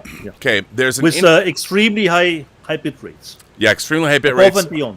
Above and beyond, there is... And now, it isn't physical media, but it's interesting. So here is a interesting news bit for people who are interested in home theater. Kaleidoscape reveals its latest 4K player with Dolby Vision support and an internal SSD. The Strato 5 can work as part of a larger system or as a standalone device. So Kaleidoscape, American home cinema brand Kaleidoscape, has announced its latest 4K player in the form of the Strato 5, and it looks like, or the Strato V, it might not be 5, and it looks like a revolutionary step over the Strato C we recently reviewed. This new player crams in new features aplenty, while also being a cheaper way of getting into the Kaleidoscape ecosystem, as the player doesn't require an additional server to play movies. That's right, while the Strato C required an additional server component to store movies on, the Strato V includes a built-in SSD drive. It's not quite as large as the 8 terabyte SSD we tested in the Terra Prime server, however. Kaleidoscape says it can store roughly 10 4K Blu-ray quality movies on its internal drive. It also retains the high-speed downloading feature with the capability to download a 4K reference movie in just 10 minutes over the gigabit Ethernet. Kaleidoscape actually has also added a feature which allows you to automatically delete movies 48 hours after you've watched them to ensure there is always storage available on the internal SSD. While the Strato V can be considered an independent playback zone, it can also be incorporated into a wider Kaleidoscape system with other Strato C or V players. You can also expand the storage by linking the Strato V to a Terra Prime server, making for a more traditional Kaleidoscape setup. Another big upgrade coming to Kaleidoscape via the Strato V is the inclusion of Dolby Vision HDR. This was a notable omission on the Strato C and something we're very pleased to see on the new player. Kaleidoscape has also integrated new electronics and grounding topology to the Strato V with the addition of player-side decoding for high bitrate audio codecs, meaning the Strato V can handle high-quality audio signals like its Strato C counterpart. Movies bought via the Kaleidoscape store will support lossless audio as well as object-based immersive formats, including Dolby Atmos and DTS:X. Despite being crammed with new features, the Strato V costs £5,394 or $3,995, which is an almost identical price to the Strato C. Anyway, blah, blah, blah. You can find out about that if you want. Yeah. So Kaleidoscape, it's a high-end system that allows you to download very, very high-quality 4K films from their server. So it's not a player, but if you have that kind of a thing, it's not physical media. I just thought I'd bring it out because Kaleidoscape is a very interesting company, and they do interesting things if you have a high-end home theater system. Yeah, totally. I think I saw this this model, but I wasn't sure what it actually is. Yeah, it's pretty cool. It's all server-based stuff. So. Yeah. But there you go, news. Now this is cool. Stephen King's The Stand is one of my favorite books I ever read. Yeah. Most entertaining thing. And I am particularly fond of the original the Stand miniseries, which came out 30 years ago.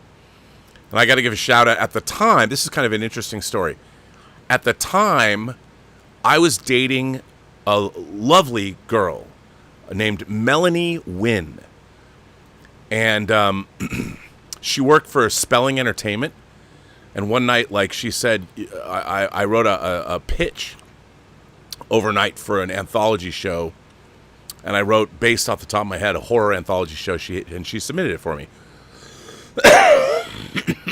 So Spelling produced Mick Garris's The Stand miniseries.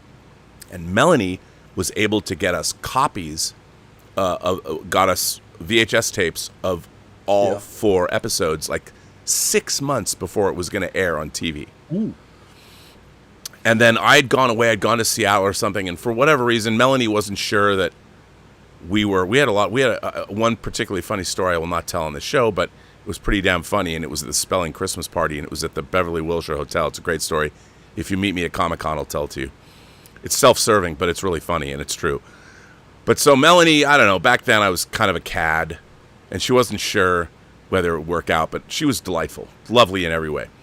So she got us this, and we went to my friend Eric Wallace's house and invited like 30 people over. And we watched the entire Stand miniseries like 6 months before it aired. And, you know, it was shot on 16 millimeter. They didn't have the biggest budget in the world, but Mick Garris directed it. I have great affection for it. It's being released. It's come out, obviously, on Blu-ray. They restored it on Blu-ray. But look at this. Coming out in a steelbook. This is a steelbook from the original Mick Garris directed The Stand, the 30th anniversary edition. Steelbook. You can bet your bottom dollar that I will be buying this. So, Melanie Wynn. See, 30 years later, I still remember you. I remember your name. And I hope you're out there living your best life. I'm sure you're married and have kids and all that. But thank you for the opportunity to let us see The Stand 6 months early. Never forgotten, Melanie. And by the way, Melanie Wynn is still really a cool name. Like the Wynn hotel chain. Maybe your dad was actually Steve Wynn and I never knew. And then we've got coming out from, speaking about Indicator and Powerhouse, 2 blood-sucking tales from Mexico coming out. El Vampiro and The Vampire's Coffin. What a cool... I mean, Indicator's been killing it with, like, their Powerhouse and Indicator with their genre and lesbian vampire movies, and now this. Count me in. Hell yeah. You go, Indicator. Yeah. And they're also putting out a box set of Columbia Horror.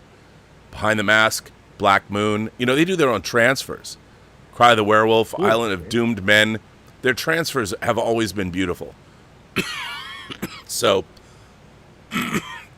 anything that they put out, you should buy. I feel like I'm a smoker and I'm dying. I don't know what. I had this cold for like 3 weeks.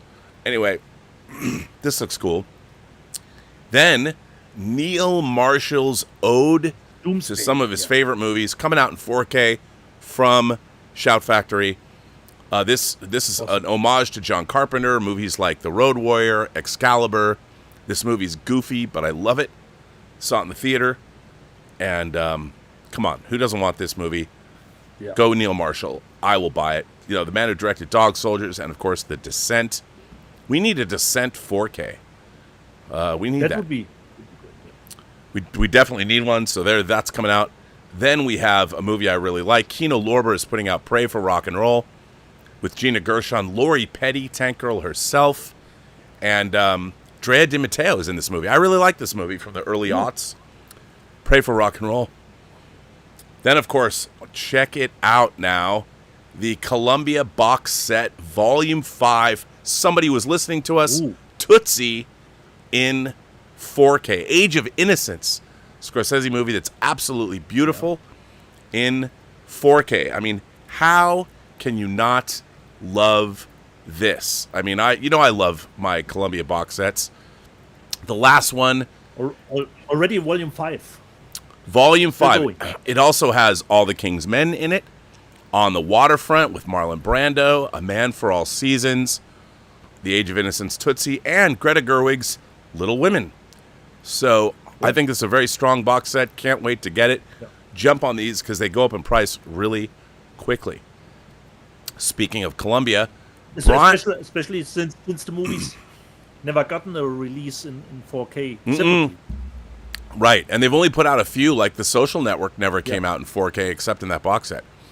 Brian De Palma's Body Double coming out in a steelbook. Indicator actually did a great transfer of this, but the 4K, not in 4K. The best movie that Frankie Goes to Hollywood ever appeared in, also the only movie that they ever appeared in. Great use of their song Relax. Melanie Griffith plays Holly Body. Craig Wasson is in this film. I love this movie. Again, this movie is 40 years old. I saw this when I was a senior in high school. And here we are, 40 years old. So, Unbelievable. Definitely going to get this. Love this movie. Brian De Palma. You got to love it. A woman gets drilled to a floor. It's incredible.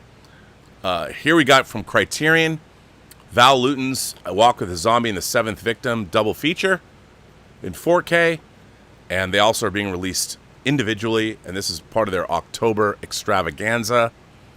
Then we have the Japanese movie coming from Criterion, Demon Pond, which I've never seen, but this is, I think, a must-buy, you know. So that's cool. Do you think it's a must-buy, Dieter? Probably. Especially this one, Rob. Harmony Korine's Gummo. There you go. Yeah. Got to have that. So that's exciting. Now, I already got Eureka put out Pandora's Box in a great box set, but Criterion's putting out it. G.W. Papp's Pandora's Box. I love this movie.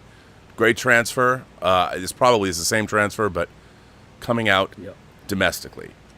Then we have this is a Giallo movie coming out from Shameless. Who Saw Her Die? Before Don't Look Now, Who Saw Her Die? I haven't seen Who Saw Her Die, but look at that cover. I guess if you watch this movie, everybody sees her die. So there you go. I don't know much about it, but it's coming out. Looks good to me. Now, I've already mentioned this before on this show, but Confessions, Val Guest, the British director Val Guest, who made things like Day the Earth Caught Fire. This is a series of, I guess, sex comedies.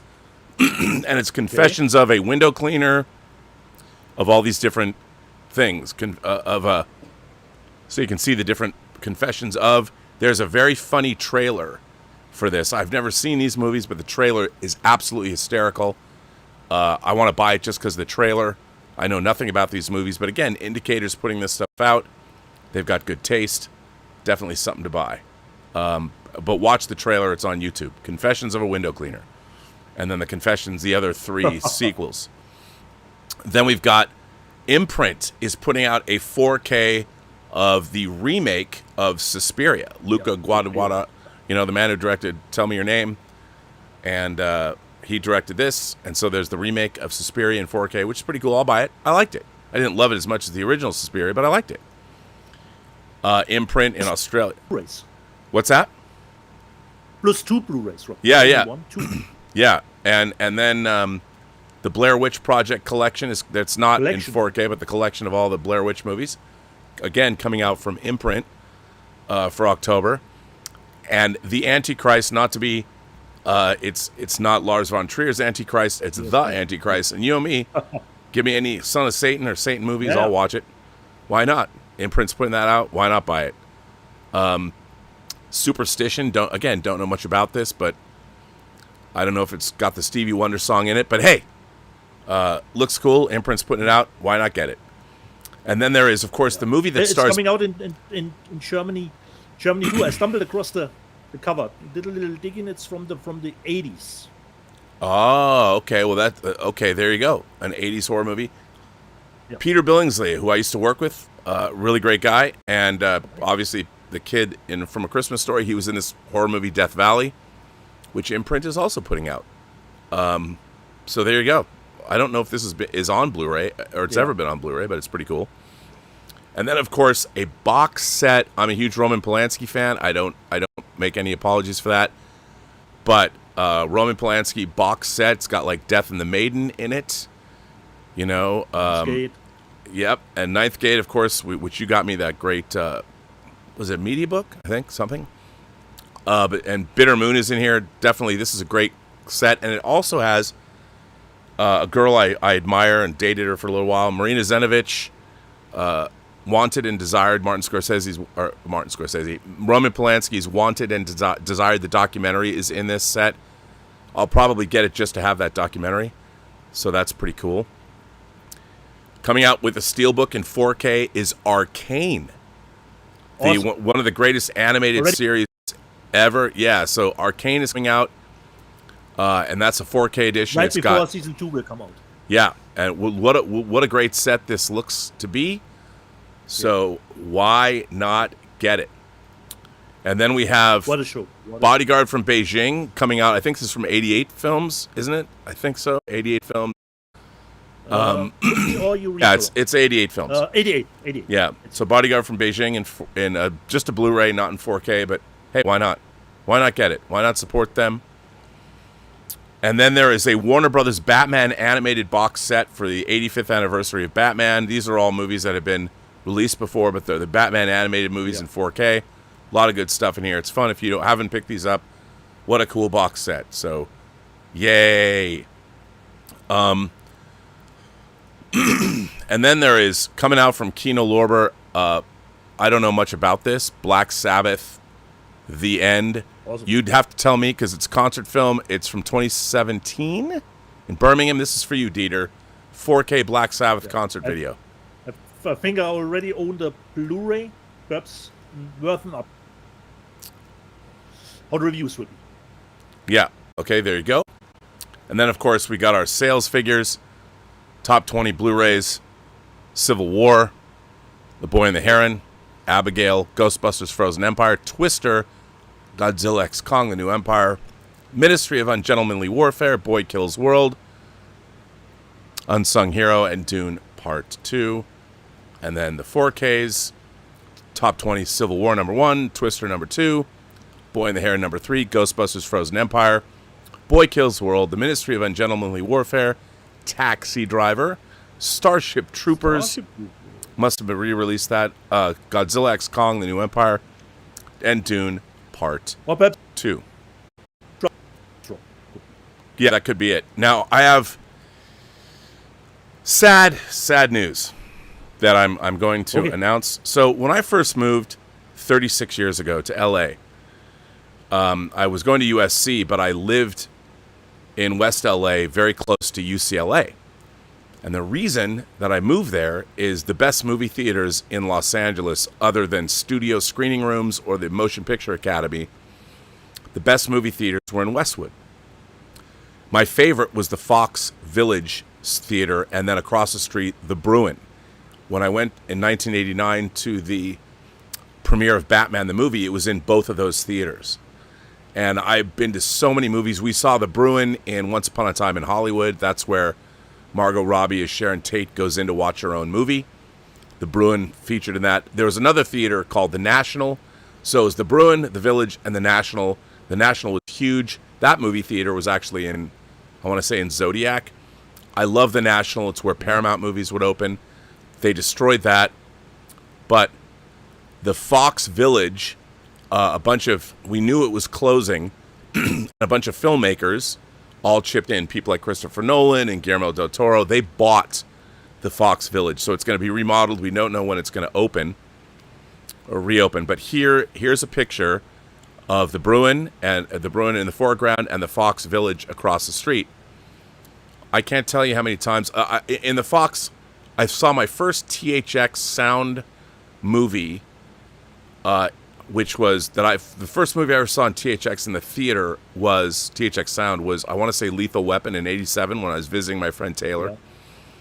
So I hadn't moved to LA yet, but here you see them, and this is very, very sad news. The Los Angeles theaters tweeted this out. Sad news in Westwood, the last day of operation for the Regency Village and Bruin theaters is Thursday, July 25th. There's no word yet about any future plans from the Village's new ownership consortium. The guess is that the Bruin is doomed. Go see a movie while you have a chance. They have two good ones, Fly Me to the Moon at the Village and Twisters at the Bruin. Sad, sad, sad. You can go to regencymovies.com. Thanks to Andrew Parker Guattieri for sharing the news. The 2001 photo from Bear Bowers Architects appears on our pages about the Fox Westwood Village. Here's our page about the Bruin, so you can go to Los Angeles theaters. So something that's been a mainstay in my life for 36 years, two of the greatest movie theaters in LA, are closing. The Fox will reopen because it was bought by filmmakers, so it'll continue to show movies. The Bruin is going away, and the Bruin is also a great theater. I just wanted to make note of that. Another reason why LA, like all of my favorite places in LA, are going away. And it's too bad. I mean, it wouldn't surprise me if I see in the Los Angeles Times that somebody decided to get rid of the ocean. If they said that LA is selling our oceanfront property and we're just getting rid of the Pacific. They're taking the Pacific away from the coastline of California, it would not surprise me. Between decriminalizing shoplifting and all the other shit that goes on in the state, not dealing with the underlying problems of homelessness like addiction, schizophrenia, mental illness, they just build low-income housing for $800,000 a unit. This state is out of its mind, and they just allow what's good about California to just go by the wayside instead of actually fixing the problem. So, like I said, if they decide to get rid of the ocean, it would not surprise me. And people will say, well, why don't you move out of California? Well, we still have the ocean, and there's still very many joys to be had here, but Jesus fucking Christ. You know what joys sold out. You know what joys I'm not going to have? I'm not going to be able to go to the goddamn Bruin anymore. So. That's sad news. It is sad. What will become of the building then? They'll probably turn it into a CVS, or something, that'll be shoplifted from, and then they'll close it.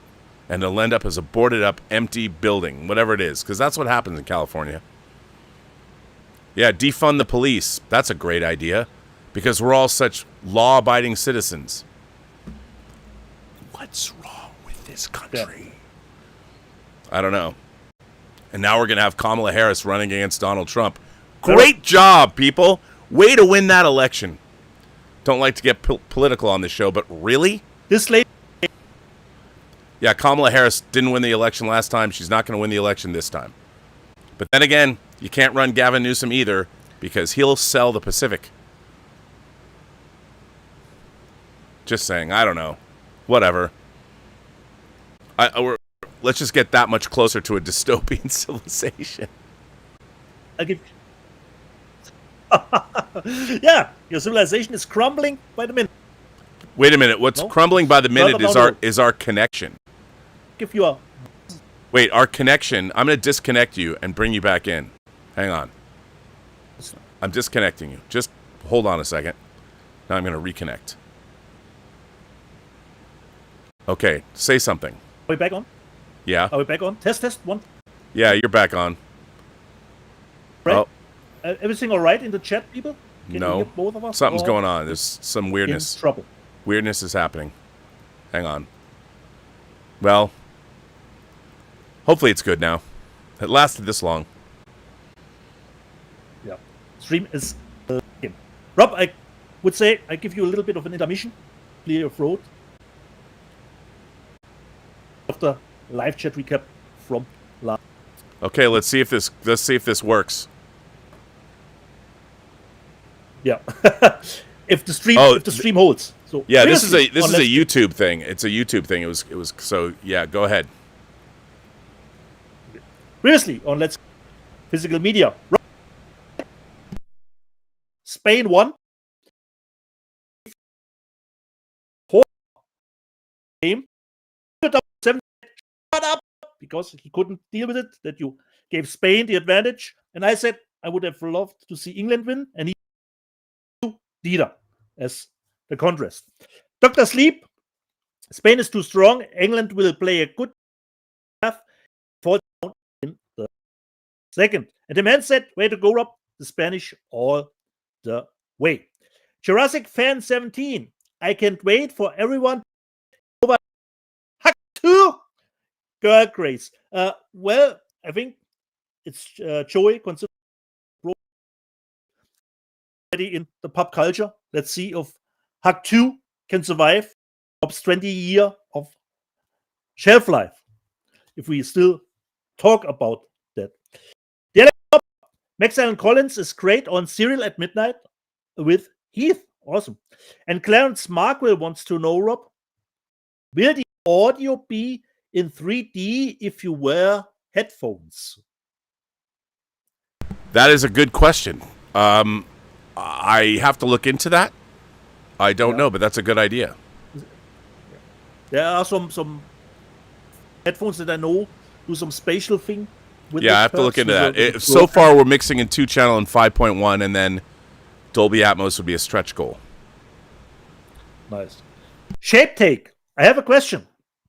How hyped are you guys for Nosferatu? Well, Shape Take, I stayed away from the trailer, as always, but I'm looking forward to it because it's Robert Eggers, so it's... Yeah, I can't wait. Can't wait. Yeah. Enrique Cabada said, I didn't get the ending, but I did like it. Okay, nice. Alan Cinematic, our friend,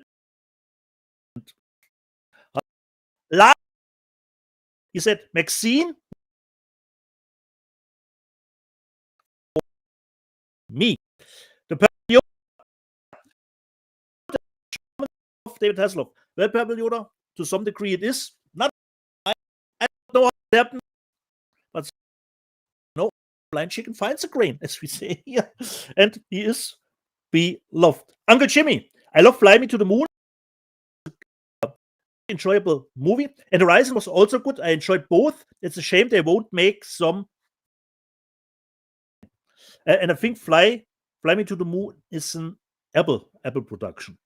Loved Me, I Got, but the movie Maxine he's talking about is mid. Paul in Long Beach. It's only the third time Dieter has purchased Pearl. He has 10 versions of the Hunger Games. Well, Paul, why did you think Rob brought me onto this show? Why would he bring us?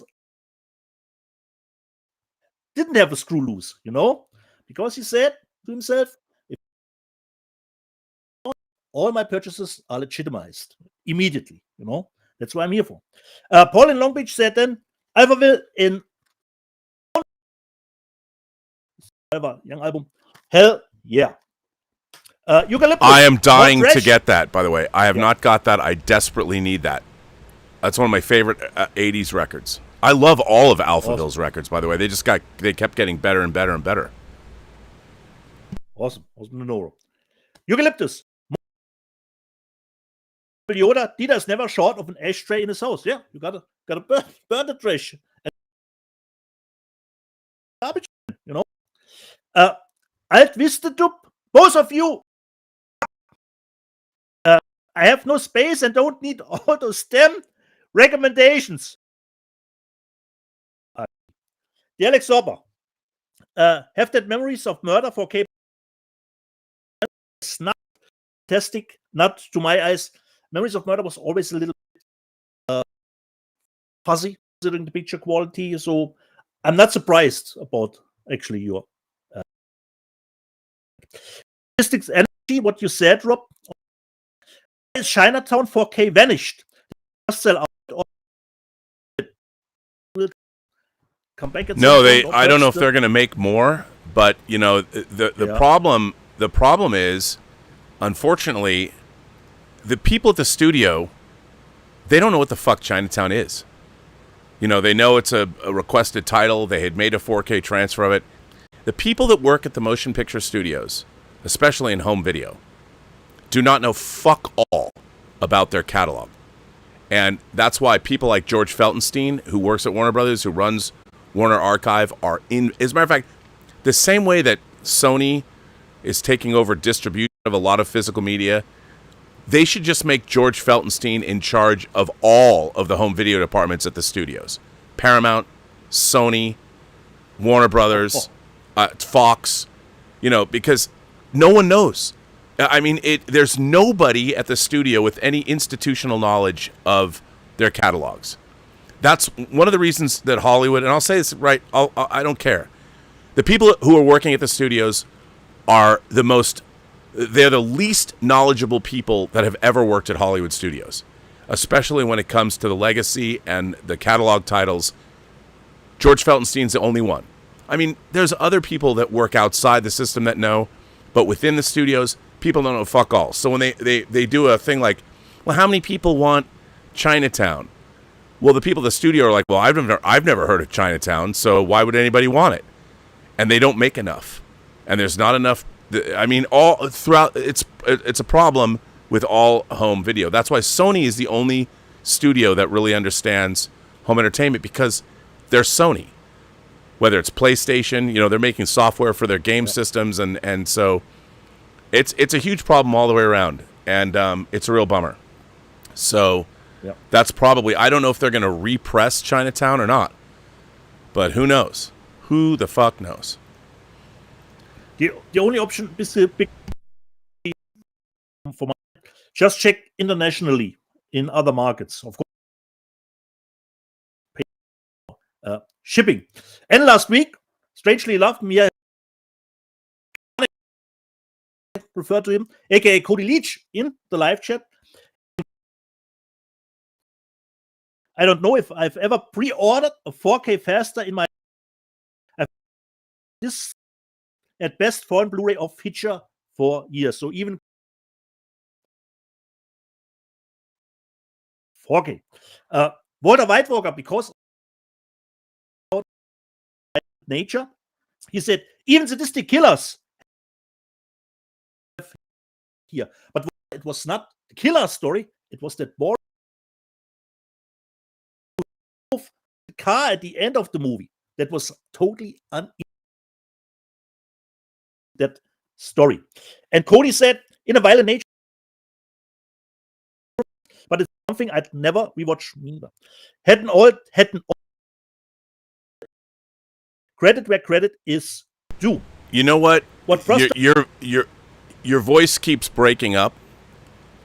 Maybe just keep the volume down a little bit. I don't know why it's breaking up, but it's breaking up. Yeah. I don't know why. Wait a little bit. Let me just see. Oh, no. Now I should be back. But it just sounds like when you get loud. So hopefully, yeah. Hopefully it's back now, people. Going was an interesting experiment, but it's something I'd never rewatch. Where credit is due. And he continued at the was the director outright said a lot of the artsy decision ratio was done for no reason other than making a slasher house. And a lot of things were done to aggravate viewers. Why would that? The Purple Yoda, it's not along with the great folk in the chat, your Manic Media says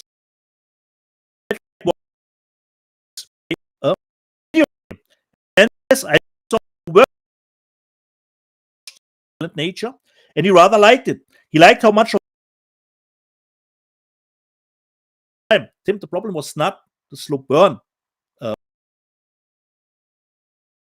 Dude,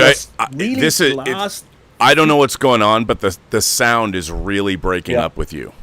It's really breaking up. I don't know why. I think the link again? I think it's just a connection issue. I don't know. You know what it is? Okay. I'm looking at the show. This connection issue with YouTube it's vacillating. Yeah. So it's going in and out, and it's a YouTube connection issue. I don't know why that is. So I think we should probably just end the show because I'm watching it, our connection with YouTube flashing. It's incredibly annoying. Like right now, it's gone to red. So maybe it's part of that worldwide outage they're trying to fix. Yeah, we had at the last leg. So my Person, die du hast, eine Geschichte, die noch zu hören hast, alles was du tun musst. I'm going to just say these last super chats before we zip out. I hope people can hear this because it's really weird watching this connection. Like right now, the connection's completely gone with YouTube. It's totally out.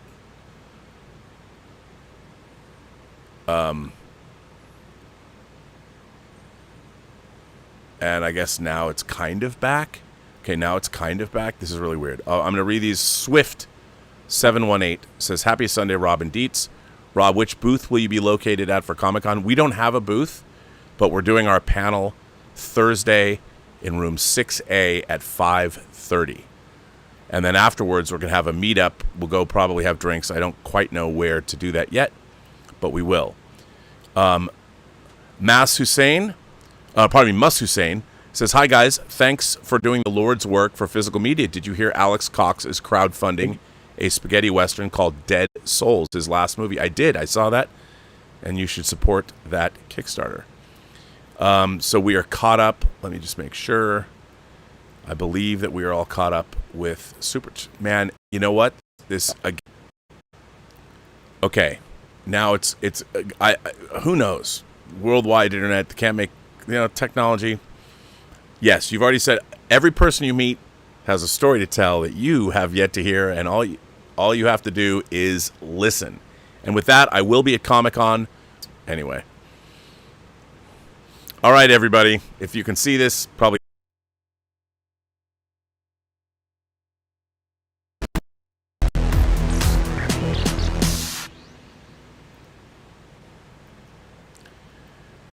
I don't know, man. That was really frustrating. Yep.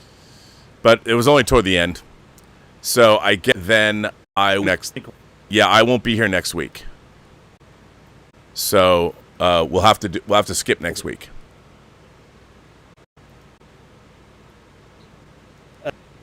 See you when I will see you.